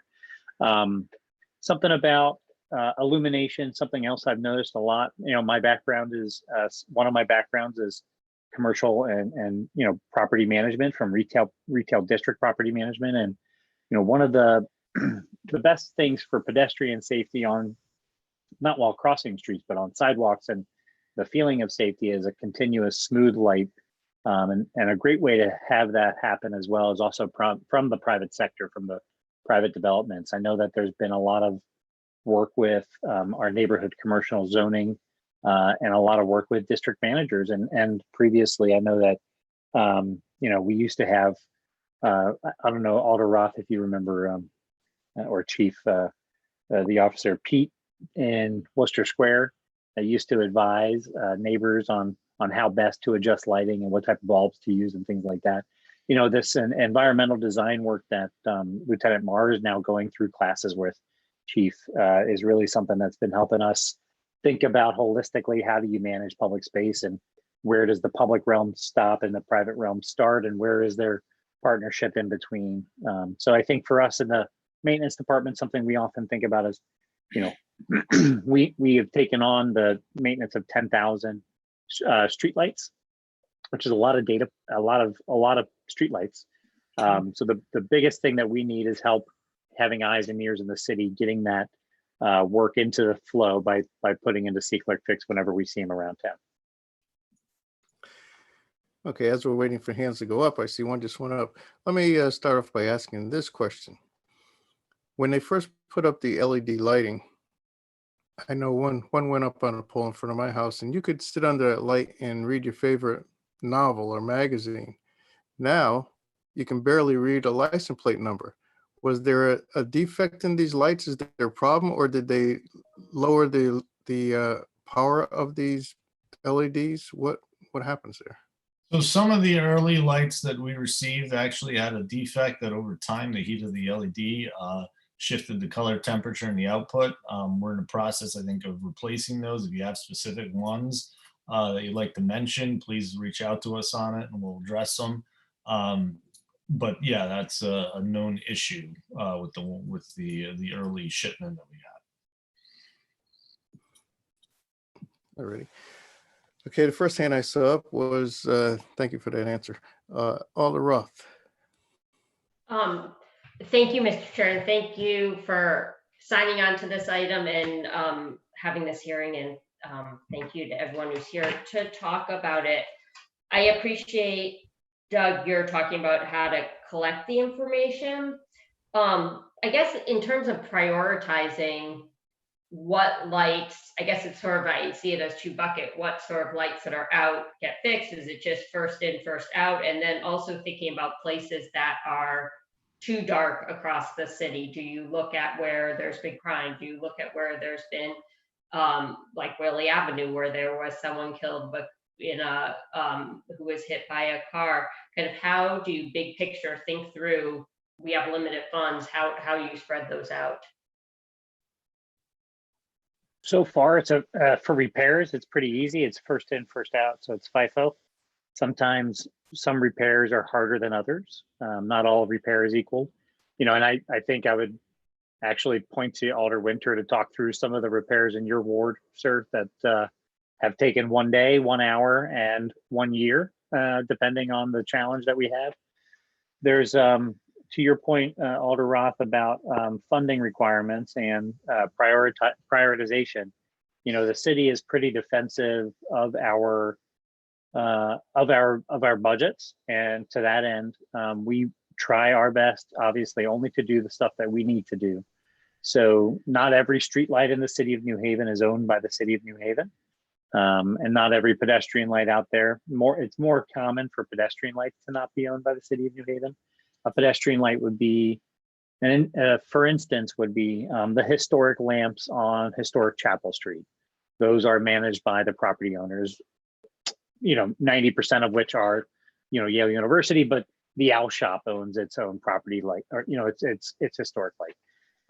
Some other more strange, nuanced developments have similar deals, like the under soffit lighting at 900 Chapel Street is not ours, and the pedestrian poles on Church Street that are with 900 Chapel Street are fed by 900 Chapel Street and things along those lines.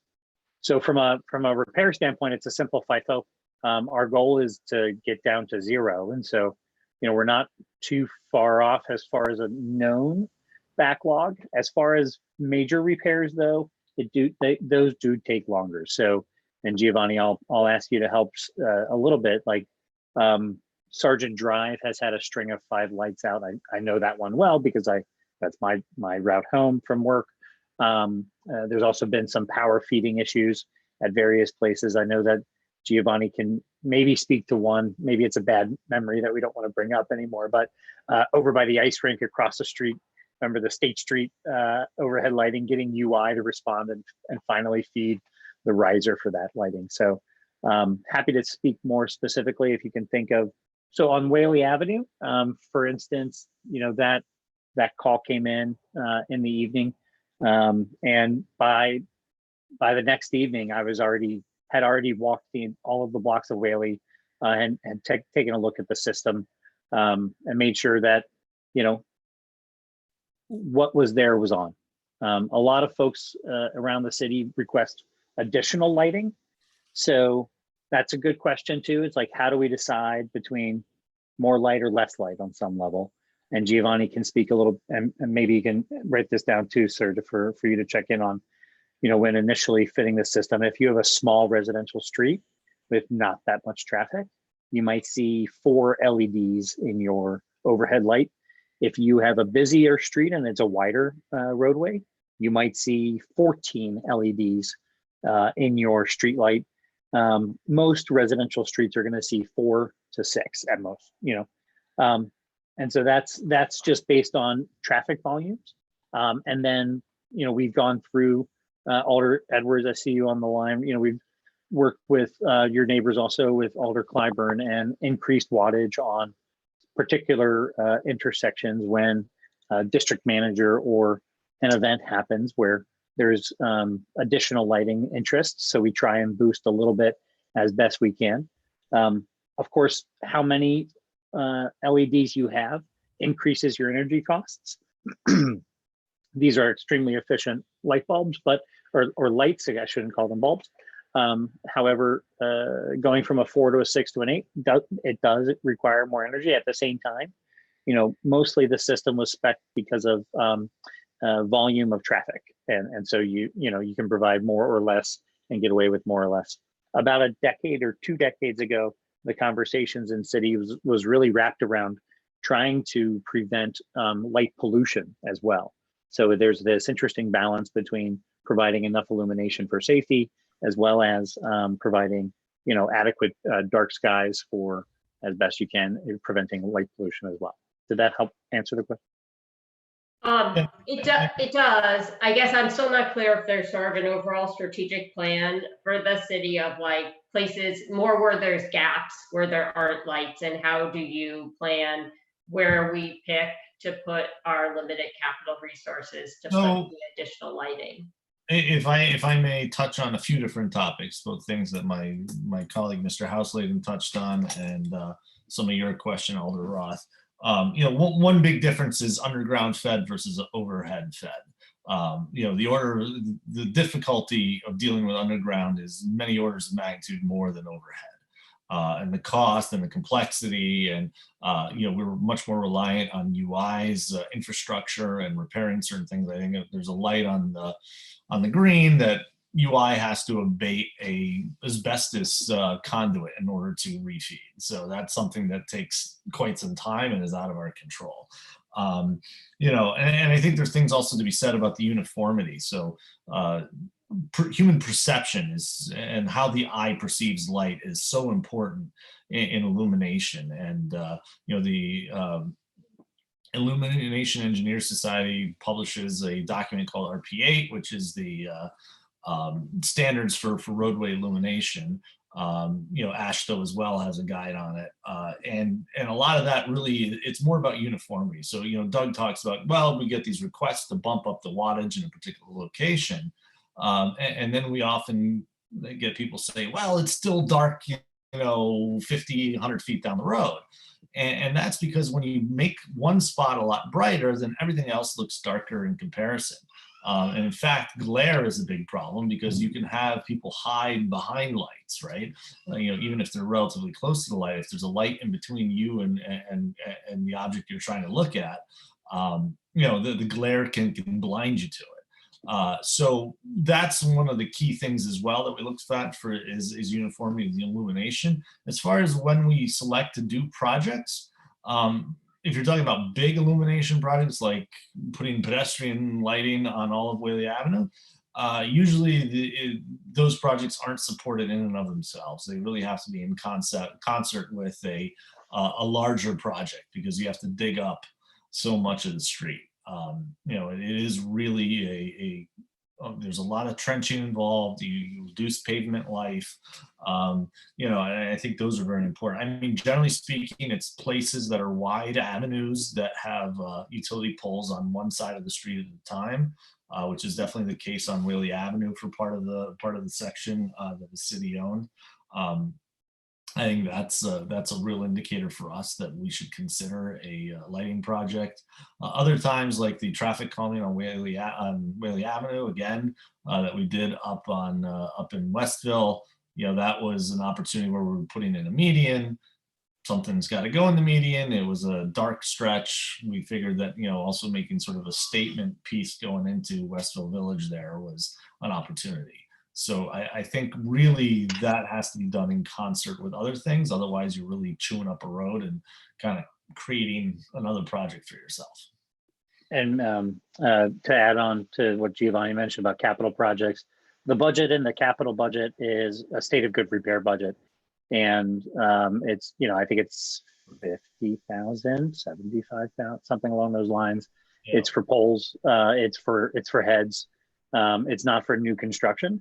I can't really think of a lot of new construction that have happened other than the massive repair of the New Haven Green, as well as Temple Street project that went from Bishop's Crooks to having pedestrian scale lighting instead. And instead of the tall ones, they had the shorter ones. But even that is a different cost regime than building new underground feeds. Even just all the stuff above the ground. It's a different order of magnitude. You had mentioned it's $1,000 a head. I think it's about the same for a pole, like 700, if for instance. Thank you both very much. I just have two other questions. One, feeding off of something you said, Doug, about many lights being owned by private entities. And what leverage does, if any, does the city have to sort of pressure building owners or light owners who are not replacing their lights to actually do it? Do we have the ability to fine for that? I should know and I don't know. I would say twofold. One on the private side and the big project side. There's a lot of opportunity to install new lighting, like on the Audubon Square project next to your house. So Audubon Square had a plan, had a site plan approval process, and through that approval, Giovanni city standards got applied to their sidewalk, and through that process, they built a street lighting system that then will turn over to the city of New Haven. So there is opportunity for some new construction that way. Forgive me, I forgot your actual question though. If you talked about like 900 Chapel Street, that they own those lights, if those lights go out and the property management company doesn't return, can we find them? I believe that's a great question. I think it might be a matter for blight. We can follow up with, we can follow up in some level. There was also fire egress. I don't know if Chief Alston would care to comment, but the fire marshal would also have some say over lighting egress and ingress for properties. Yeah, I think there's some catch-all provisions in the Department of Public Works, in the Director of Public Works powers for public space enforcement that we could probably use. Alder Smith from the 30th Ward would probably know more about it than we would at this point. We'll definitely get back a more formal answer to that question. Yeah, maybe we should think about increasing the fine before we pass the budget, because that might incentivize people to repair their lights. And I guess my final question is just, I know it's often a problem when trees start blocking lights, and just how do you coordinate with that part of the city government to make sure that's not happening? I'll let Giovanni speak more to the interface of the Parks Department and the interdepartmental. He had a lot more experience than I have. The Parks Department is on their back end, and C-Clerk Fix have prioritization for traffic signal problems, traffic control device problems, or streetlight issues. And so the Parks Department goes into their back end and prioritizes in their own workflows, I think is the best way to put it. Is that right, Giovanni? Yeah, I mean, I think the point here is that trees are an important part of the urban landscape, and a lot of benefits from them. They do obviously shade streetlights from time to time, and in densely wooded areas, you know, of course, you have that effect, and there's a balance that has to be done. And trees probably exacerbate the problem I was talking about earlier, where you bump up the wattage of one light, and then there's a tree, and then there's a dead spot in the street. Couple that with the fact that in most areas of the city, we can only install streetlights where there's an existing utility pole, right? So take the boulevard, for instance, you've got very widely spaced poles on one side of the street. So that, and there's some trees there as well. So those three factors together, put that to be one of the more challenging places to light. It's also a state road, and the list goes on and on. So I think we usually, whenever we have an issue that's egregious or something that can be easily trimmed, we talk to the Parks Department, especially for trees that are right in front of lights or very close to lights. I think it would be impossible to remove all the influence that trees would have on lights to any extent across the city. Yeah, no, and I do not in any way mean to imply that you should be chopping trees. I just know I've had a lot of issues in my ward where trees have gotten overgrown and started to block lights, and it seems like a simple fix to keep on top of that. I think twofold, and again, we'll provide a more written formal response through the chair and through staff. The urban tree specialists at URI are doing site selection for different speciation of trees depending on the situation, whether they want a high crown or a low crown, and they do take into account the roadway illumination. I can't remember the exact feet. Giovanni, if you could tell me the exact feet of the roadway illumination on the pole, I think it's 30 feet. But they do select tree canopy based on where they hope it to be a full adult tree, and so that's some of the issues. There's also, through the site plan process and through just regular old highway design manual and right-of-way laws, you're not supposed to have a tree within 25 feet of the intersection on any of the corners, and that's not the case in so many of our tree pits. But as we find them and as they cause problems, we try and address them as best we can in retro. And sometimes that's not great because it might even be a very mature tree from time to time. But that's the other way that we address it, by having properly planted in the first place, if you will. Thank you. I'll set Alder Alder Edwards, I saw your hand up. Did you change your mind? It was partially covered when we were talking about just the tree canopies and things like that.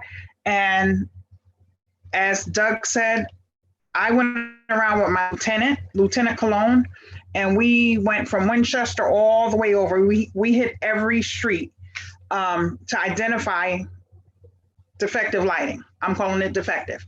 And we noticed a difference in the illumination and the LED sources.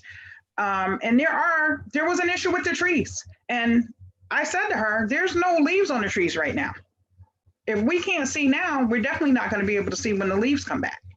And it really affects my area. It affects the whole city, but crime comes into play. So I do think maybe we need to review the process we have when it comes to cutting tree limbs, and the department's just making sure they're working together. Because that is an issue. It's for pedestrian safety, but it's also for safety periods. So I do think we just need to get ourselves together and work a little more effectively as a group, especially in certain areas. But everything else was covered. Thank you for asking all my questions. All right. Thank you, Alder Edwards. Next one up was, where's my list here? Alder Smith. Thank you, Sir Chair. I just want to help out Director House-Layden and directors in a little bit. When it comes down to the tree cutting, you can't cut the trees whenever. There's a certain time because of the growth of the trees of when they grow, so that you don't damage more. If you cut too early, it can be really a bad situation for tree life. So there's a certain time of the year. So sometimes if you trim off a portion of a limb, it can destroy the whole tree and the tree can become hollow. So yes, everything plays a part, it plays a role, and there's a time of season for all of this to happen. So sometimes we might think that we need to get it done instantaneously, but it's a hard thing to do because of the trees. And we got to realize back in many, many years, I don't think whoever the harborer was that was planting trees here would really look at the type of trees that should be planted in urban areas. They just decided to plant all elms out there, and elms just grow so high and expands very wide. So whoever is the next one that's going to come in, you or I or whoever, to replant the trees, you need to think differently of what type of tree that should be planted that's not going to be entangled into the wires of the trees, and that's going to be visible, have visibility for lighting to go on also. So I just wanted to do that. And there was a question in regards, I just heard Director Housen said that you can refer a question in regards to public space. And I didn't quite hear that question. So whoever had it, you can ask that question, and possibly I can answer it for you. Giovanni was wondering if there was a public space violation for improper lighting or broken lighting, or if it was more of a blight, if you recall from your DPW days. If it's on the tree pole, it all depends on who owns the pole, the light pole. If there is UI that owns that light pole, it's not really a violation. It's just a matter of them coming out to replacing the bulb. And we're basically been pretty much up to speed on some of them, but not a lot of them in like New Hallville area with the Light the Night, so on. But there's no violation that is attached to it at all, not an ordinance. Great. Thank you, Sir Chair. Thank you, Alder Smith. Just remind everyone, just to help me out when you finish asking your question, could you take your hand down so I don't lose track here? The next one up was Alder Wingate. I'm back. Thank you, Chair, for holding it down like you normally do. In reference to lighting, right? I know the city, and I just got to be totally transparent. These guys have been really good to me in reference to lighting and stuff like that. It's just a couple of streets that I've always had concerns about in the neighborhood. But I was wondering about wattage, right? Where there are particular areas of, I got to just, crime, right? Where we know that a lot of activity is there. Considering that we have so many trees, right? And I think our department of tree trimming, what we got 6 crews or whatever, like we can't keep up, right? We can't keep up with the whole tree trimming and all that kind of stuff, right? But in reference to wattage and lighting, is there a possibility that we can look into, quite frankly, bigger lights? Bigger lights. Like I know we went to LED with all the lighting, and some have 6 bulbs to it, some have 8 bulbs to it. Is there a bigger fixture that we can get in these sensitive areas that we trying to slow down some crime in? So, Alder, thank you. Nice to see you back, and thank you for your question. The short answer is yes. We have much larger lights in various parts of the city, and really that's often a function of the roadway width. Okay. And that's related to traffic volumes as well. I think the challenge that you have in simply sort of going out and putting up really bright lights is that you get sort of almost like a zebra effect on the street, where you have a stripe of really bright street, and then because the poles are 100 to 150 feet apart, and there's a dead spot in between that's really dark, and then it's bright again when you get to the next pole, and then it's dark again. Bumping up the wattage isn't necessarily going to smooth that out, but it's going to make it almost more pronounced, right? So Right.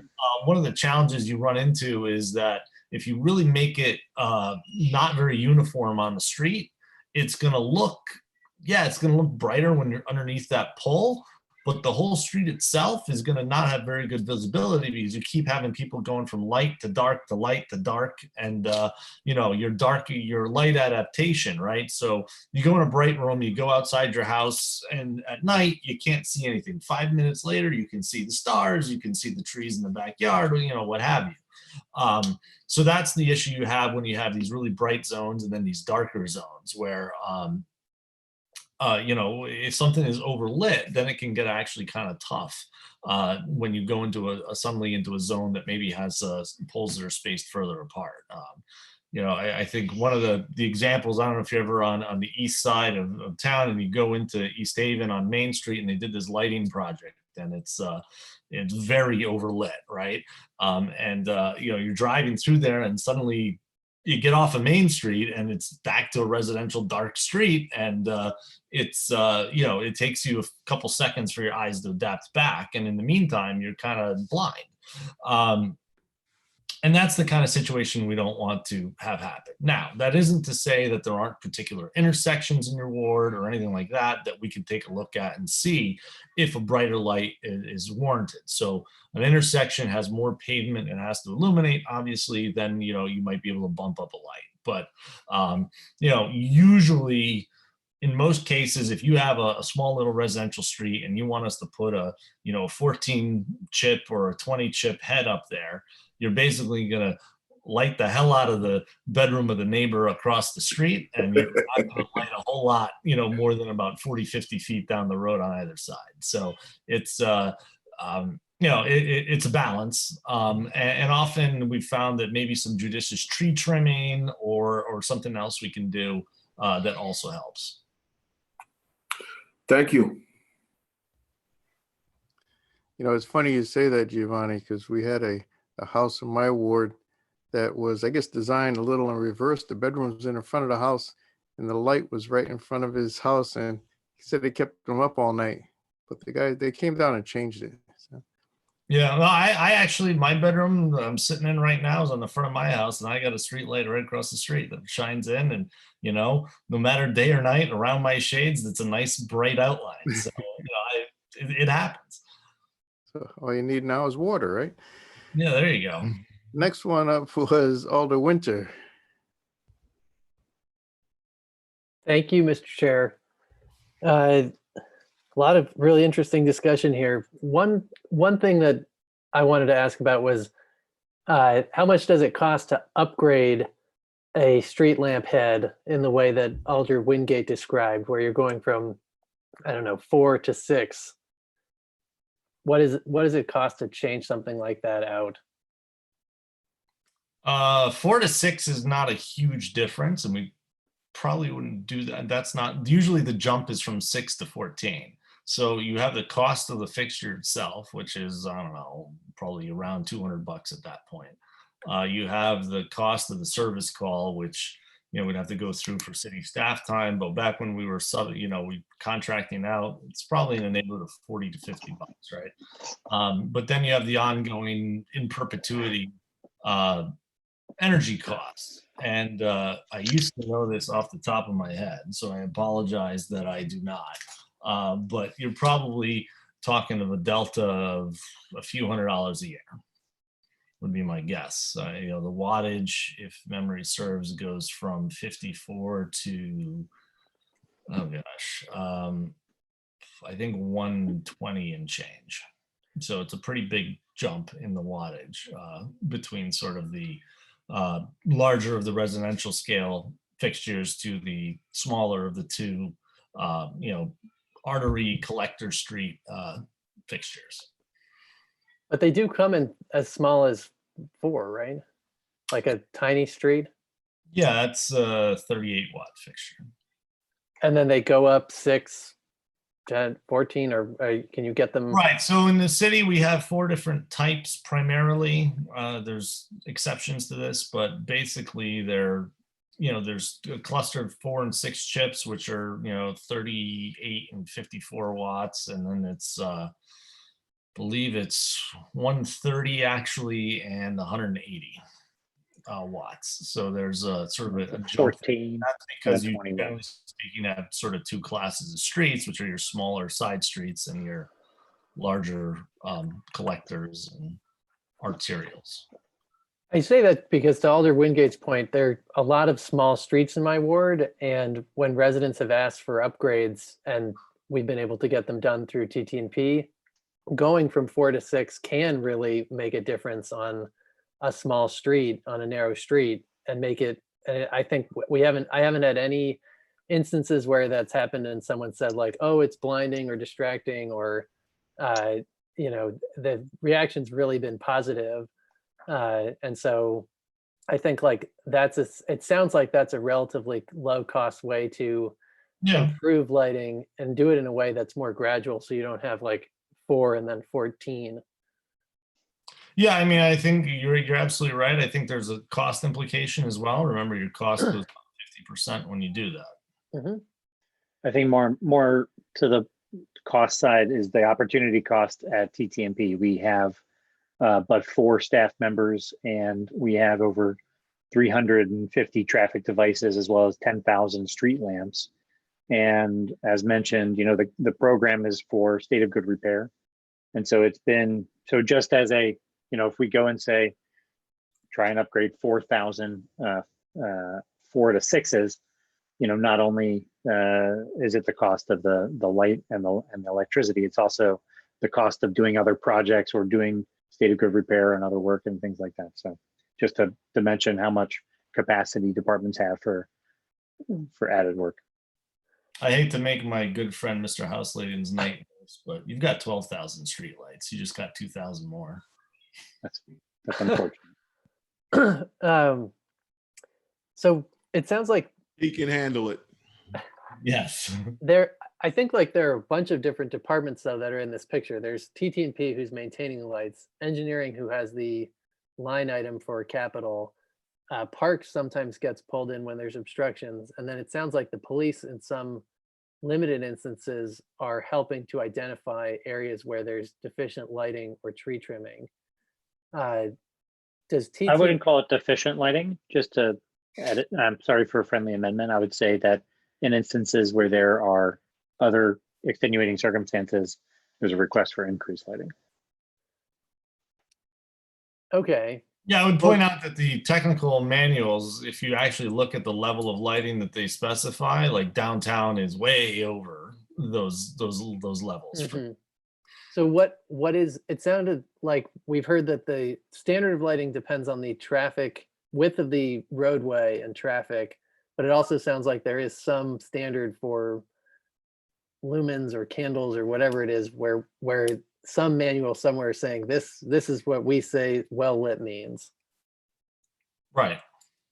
Yeah, it's foot candles, and then the size of your light depends on how many foot candles you need to put down on the pavement and the size of your pavement. So that's where you get that's the difference. And is uniformity also part of that? Yeah. What it is. On Dixwell Avenue in my ward, I've raised this issue before.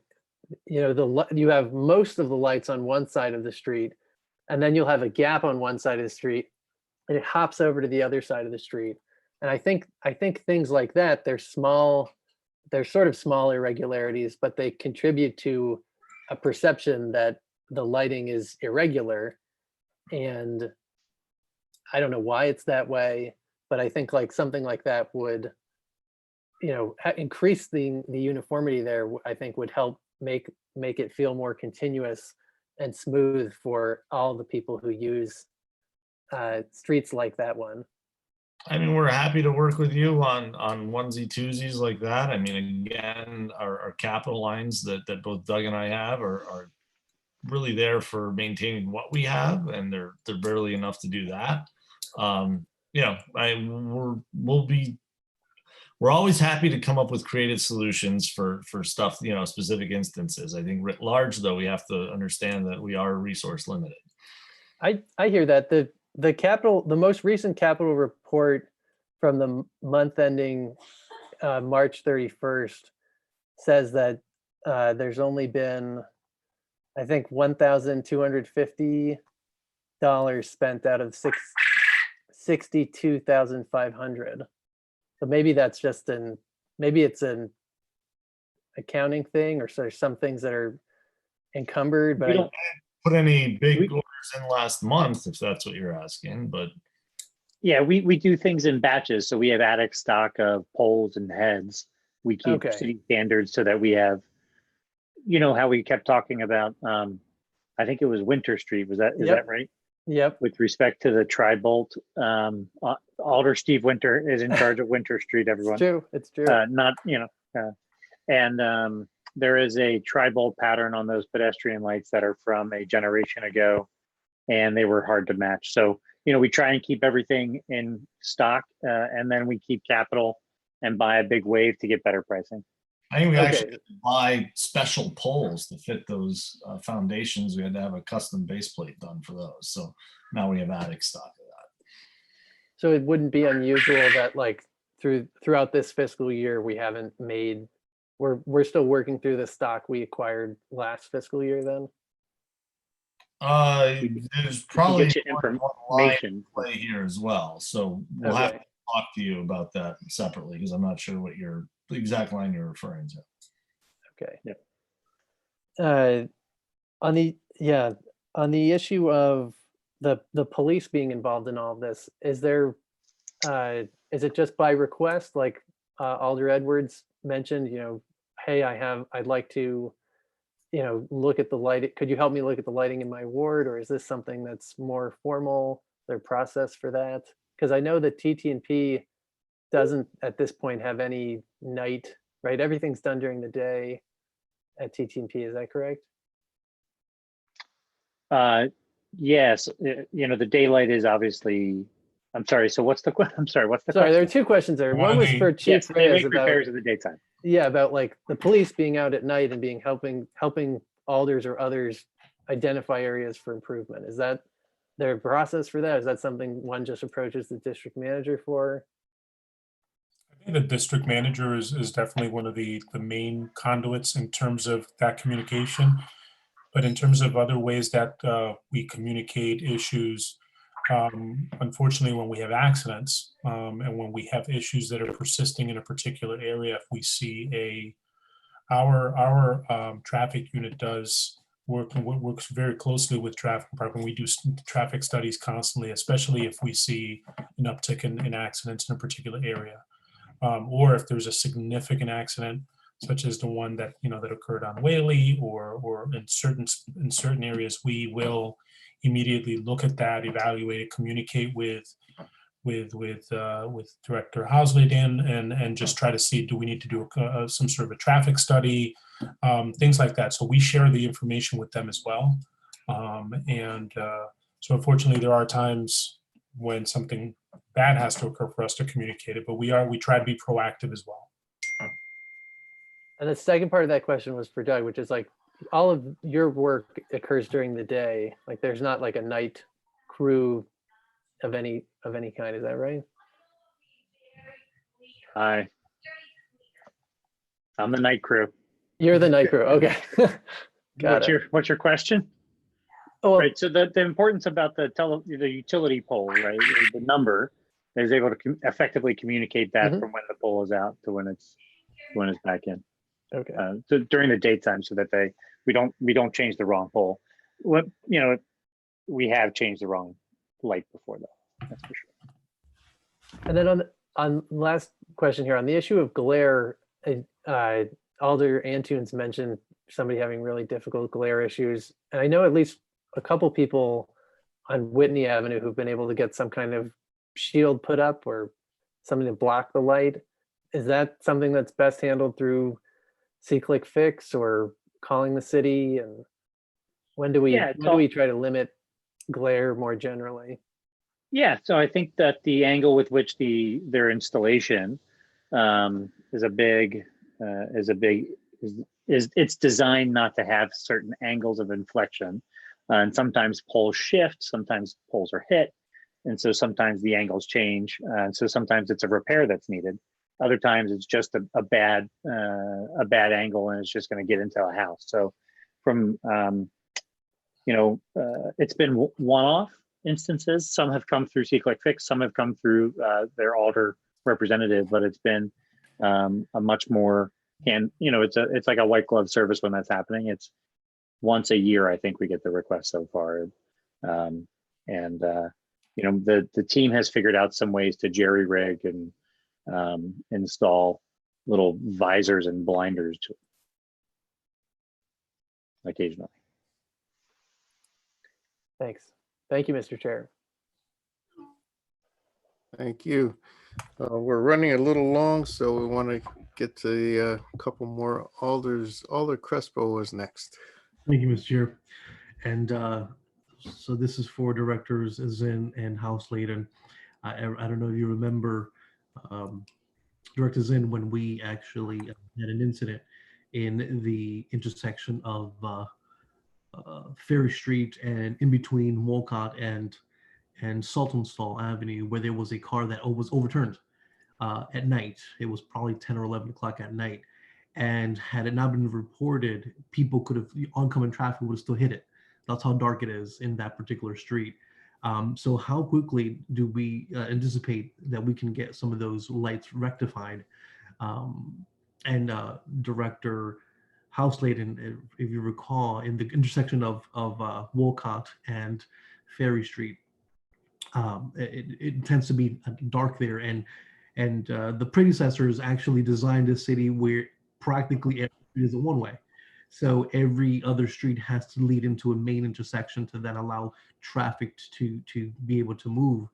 But there has been many close incidents where people have said, hey, I have near misses. There's a near miss here every other day, simply because they can't see the cars coming out because it's either too dark or the cars aren't slowing enough for them to see them in time. And so it's almost like a highway, if you will. And then, of course, so for those lights or those particular sections where they require some sort of light, what is the time frame that we can actually anticipate a light to be there?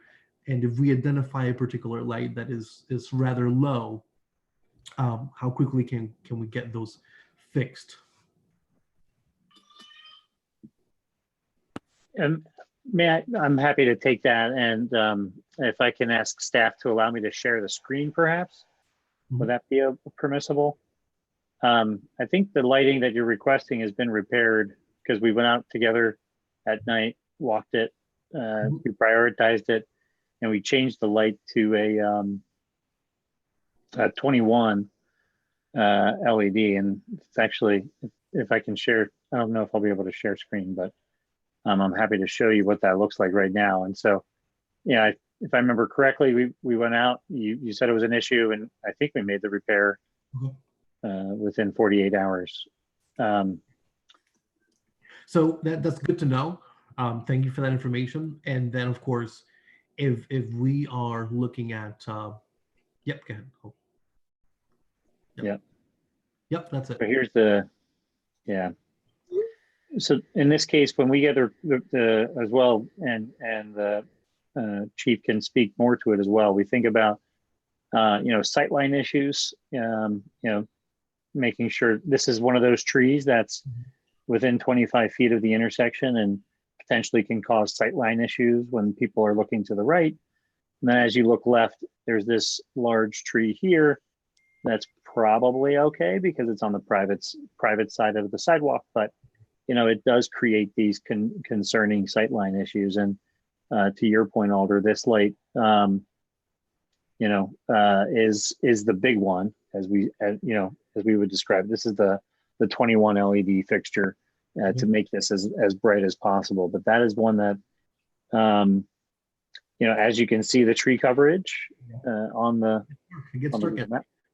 And I can tell you that from where you see the yellow store to your left, if you were to be standing right where the intersection is, it's pitch black. And as you're walking down that particular street, it can get rather dark quickly, which allows for the exchange of either drugs, and there's a multiple prostitution occurring, especially within that particular corner.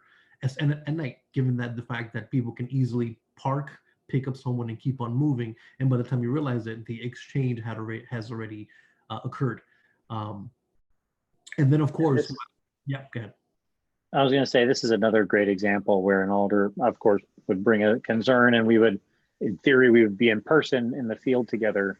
But as you can see, you know, there's only one light pole at the intersection in and of itself. And so the opportunity for illumination, it has been reached as far as capacity until you come down to the next light pole, where you have, again, another fairly large LED, it looks like, smaller array. And Giovanni can speak a little bit more, but you know, the light poles are spaced this far apart, and so to add even more illumination is going to be even more challenging with this giant setback here on the left-hand side of the screen.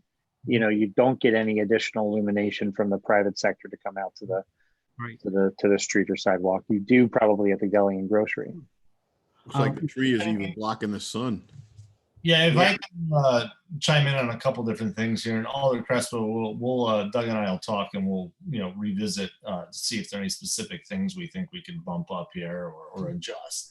But this is a perfect example of what we're talking about for trees. Is Doug, I think in one or two poles further down, if you could shift that way, you've got a pole that's right between a couple of trees. We might have flashed past it, but so you get this sort of very bright cone that comes down onto the street, and then it's attenuated on either side by the I think it's this pole here. Yeah. And you've got a street light there, and you've got two trees on either side, and they're not very big trees. That probably contributes some to it. They've got some lower foliage. Bumping that up a lot is probably going to just create a really bright spot right underneath it. And then, you go to the other side of the trees, and it's going to look even darker. So, but that being said, we may have some opportunities here to look at it. Maybe that one sort of very open intersection there, we'll take another look at it, even though it has a pretty substantial fixture in it. Ferry Street was actually, I think, the second or third street that we did. Two LEDs, particularly for the reasons that you mentioned. So it's something that takes me back a few years. And I think we'll take another look at it. I appreciate that. And what about the lights, for example? I believe they're called Light the Night lights. And I know that there was one in particular in the section of Chapel Street and Poplar. But for some reason or another, that seems to go off every time it gets turned on, and then it gets turned off. And so I think I heard once upon a time that the cost for having the night or Light the Night light, which was this rather expensive, huge light that would light up like 3 blocks, that it falls to the person who is paying for the light in that particular home. And if that's the case, what would be the actual cost that the homeowner, the home renter, or the renter of the apartment has to deal with? And if they have to deal with it, is there some sort of incentive that the city can provide them? Because some of those lights are actually used to deter a lot of the crimes that occur within those intersections. But when those lights disappear, then of course the crimes come back up. All right, so a few different things. So the people who pay for the UI Light the Night is the person or the entity that requests it. So the city, for example, in its street lighting bill has a rather lengthy list of UI Light the Nights that we pay for. Last time I looked, and there's stuff usually that PD has asked for. The cost of the fixtures can be quite high. 1,000-watt Light the Night fixture, which is the largest, of which there are plenty in the city. I think they're each individually about $2,000 a year. And that's just the cost that year after year we incur. And that's part of the street lighting budget. I apologize for the war breaking out in my house. Right. Yeah, so and then there are some private property owners that request them, and they pay for them. So I can't tell you specifically without digging through the bill, a particular light who pays for it, whether it's the city or whether it's them. I think in recent years, especially with LEDs, we've gone to trying to see if we can solve the issue with using our street lights, because that's a far more financially, it's a lot less expensive for us. The UI Light the Nights are maintained by UI. So if you see one that isn't working, you can call it into UI's call center, and they're usually pretty responsive. Appreciate it. No Thank matter you. whether it's your light or someone else's light. Got it. Thank you both. And Mr. Chair, yield back. Thank you. As I said, we're running a little long. We do have some people from the public. Since it's a public hearing, we'd want to get a chance to hear from them. So we have 2 alders left on the queue. So hopefully you'll make your questions short and the answers will be just as short. First up is Alder Edwards. Hello again. I'm leaving here with the thought that you stated we can do a few onesie twosies, but onesie twosies are not going to be enough. So I think we have to get together once again. I don't know if the board has to get together. We have to come up with a better plan, because there needs to be some kind of city overview. If we have to take a street a week and go out with the directors and see what's going on. I know it'll take time, but we have to come up with a better plan. We also have to come up with more funding for these departments, it sounds like. But I think we need to leave this table with the idea that we have to change this from a onesie, twosie type situation, because that's the issue. We fix one light, and then we got 45 more and all over the city that we can't get quite right. And I do know we need money to fix things. We need time to fix things, but we have to fix these things for crime and for pedestrian safety, period. And Alder I Edwards, guess I'm if I basically may, making a statement. since I was the one who used the phrase onesie twosies, that was actually very specifically referring to brand new underground fed lights. Not fixing lights. I think, if I heard Doug correctly, I don't want to speak for him, but we're committed to fixing lights, and particularly the lights in the neighborhoods that are fed overhead. Those are ones that we can commit to fixing. Underground lights sometimes require, UI or a construction project to fix. I can give you all sorts of horror stories, but that's basically downtown. Other than that, we should be able to get to lights in a pretty brisk fashion, ones that already exist. It's the, I want new lighting all down the boulevard, for example. I mean, I'd love to do that. I mean, that's probably well over $1 million project. That's the kind of stuff that we don't have the budget for. To Alder Winter's point, well, there's a spot on Dixwell Avenue where we really might need a one light to fix a gap. Well, that's something we can probably talk about and see if, if warranted, we'll address that. I hope that. Okay, so we just need to be, okay, that's a little better for me, because I was a little angry. Because it's a serious issue. And it's not just a driver that's speeding all the time. I'm a cautious driver. I'm riding down the street. I wear my glasses. I'm not blind. I wear my glasses and someone darts out.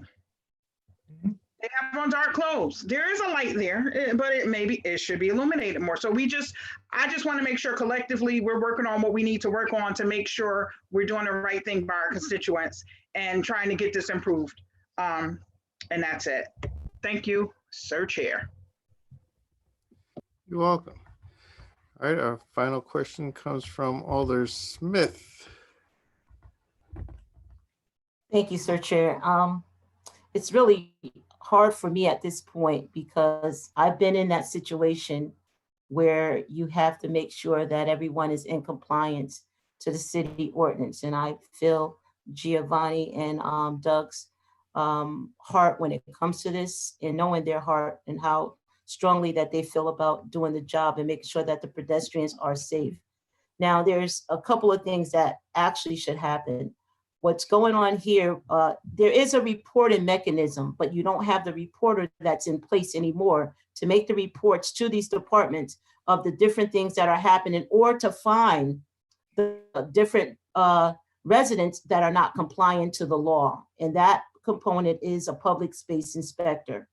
All right, that inspector goes out to inspect to make sure that the lights, trees are clear. If not, they either call in the UI company or call in Contact and Parks Department to make sure that they cut the trees back, raise it because there's a blockage that's in the way, or as they showed a few minutes ago in Alder Crespo's ward, where you have on a private property, a resident tree that is obstructing the sidewalk and for the pedestrians to walk freely. Now, there are fines that are allocated with those things. And what we need to do is rear back to what the ordinance basically is saying and go back to what the charter is asking for these entities to be in place as a public space inspector to happen. Until we get that back in position, you're gonna always come into these problems of not being able to answer the lighting situation or the tree situation or any other situation that's dealing into the public rim, sidewalks or whatever. So I think that's the component that's missing. We get this, we can get a lot of things answered that needs to be answered within there. I'm sorry to take on that position as right now a public space inspector, but I think it's very important that you understand where they're coming from and what the limits in which that they actually can do. I think what we need to do is Sir Chair, is to bring the Parks Department in and make them all accountable along with the UI of raising up these trees, because that can be done now because you have leaves that are on the tree. So we need to bring them and put them at the table and ask them why we're not uplifting and cutting back from off of these wires so that people can be safe of traveling vehicle and also pedestrian traveling. Thank you, Sir Chair. I really appreciate this time. You're welcome. Good point, Mickey. I'm sure you jotted that down. Any other questions from colleagues before we get to the public? Seeing none. The public is on, right, Mickey? Anyone from the public like to comment on this item? Anyone from the public want to comment on this item? Is there anyone from the public who would like to comment on this item? There are two in there, but they're not raising their hands. Now I have one. Nadine Horton is going to speak. Nadine Horton, please state your name and address for the record, please. Good evening, Mr. Chair and members of the committee. My name is Nadine Horton. My address is 495 Winthrop Avenue. I'm the chair of the... Uh-oh. Sorry. Muted.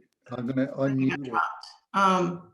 I'm the chair of the Whaley Edgewood Beaver Hills Management Team and also the co-chair of the Whaley Avenue Special Service District. I want to thank you all for having this committee meeting tonight. And I just want to say really quickly, it is so good to see Alder Wingate again. I'm so glad he's safe and well. Thank you. You're very welcome. I too want to follow Alder Smith in thanking Giovanni and Doug for their work that they have done with us, and also Alder Wingate, the work that they've done with us in the Whaley Avenue neighborhood. Whenever we have called on them, they have come out to support what we are trying to do on Whaley Avenue. They personally both came out and walked the avenue with myself, our district manager, our Whaley Avenue Special Service District and residents. So they are very aware of the issues on Whaley Avenue. I just am here to keep it top of mind for this committee that Whaley Avenue is a main thoroughfare of the city, to the city, in and out. It is a residential neighborhood, it is a commercial neighborhood, and it is a very vital neighborhood. And if we had the lighting issues addressed as they should have been years ago, we could have avoided the unnecessary pedestrian death of Mr. Kevin Anthony Cunningham, who was a brother, father, member of someone's family, not just a statistic. So I just want to keep that top of mind.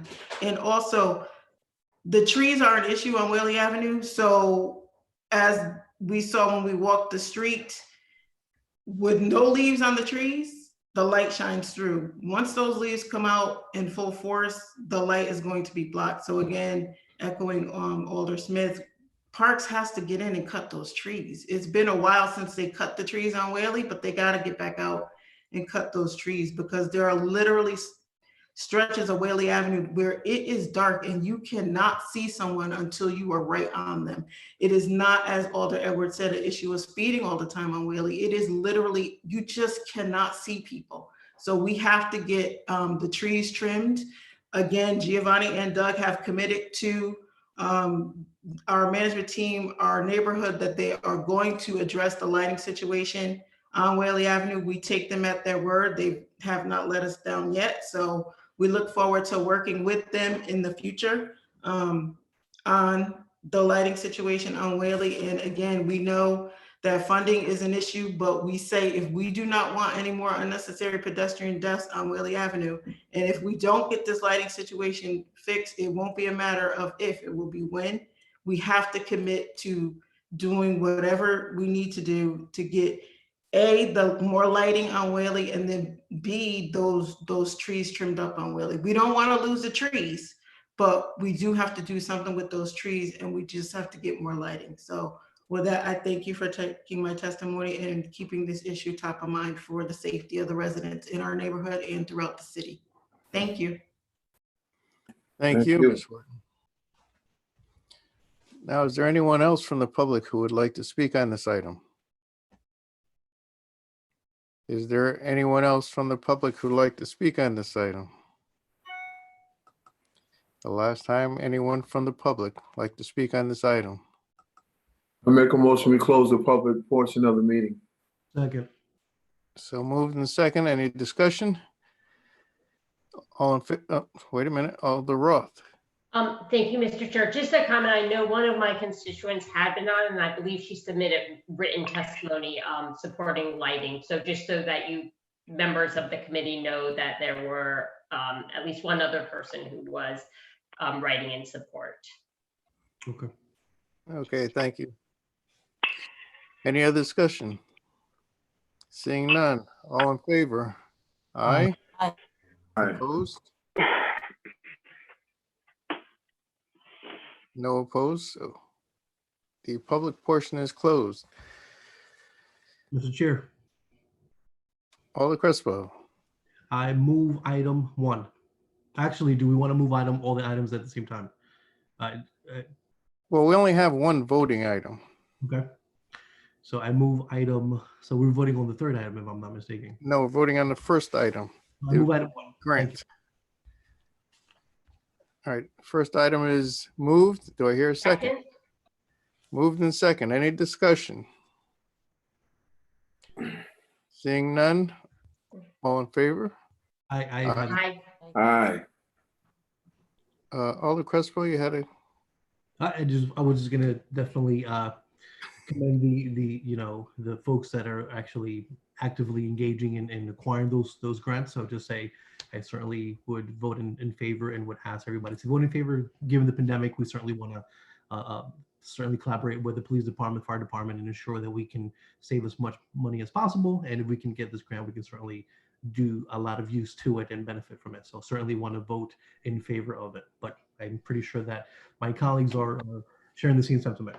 I yield back. yes, all right, the vote has been cast and we accepted Alder Crespo's comment. It passes. Now, Mickey, do we need a motion to, I think we're going to read and file the other two items, is that correct? If you wish. I make a motion to read and file items 2 and 3. Second. Moved and second, any discussion? Seeing none, all in favor?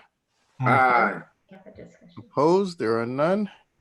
Mr. Chair. So carried. Alder Crespo. I make a motion to adjourn this meeting. Second. Moved and second, there is no discussion on a motion to adjourn, so all in favor? Aye. Opposed, there are none. We are adjourned. Thank you, everyone. Good night. Members, Thank Chief. you. Good night, everyone. Thank you. Chief. Well, be safe. Thank you. Good night. Austin, give me a call. Everyone. Brian Wingate, give me a call. Will do. This has been a long one for me, man. I'll be honest with you. Oh, it doesn't have to be now. Okay, will do, brother. Will do. Thank you, sir. Yes. Good night. Mickey. Winter. I'll Have a call good you night. tomorrow, Mickey, and go over a few things. Okay, should I stay or should I leave? No, tomorrow. Oh, okay, okay. Good night. Hey, George, it's good timing. My meeting just ended. No, looks like Anna's back. Are you there, Anna? No, not sure. No.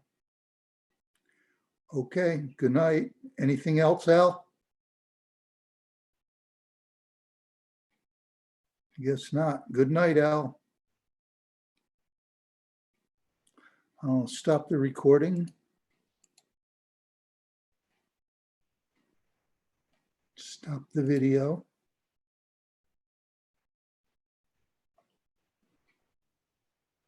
And end the meeting.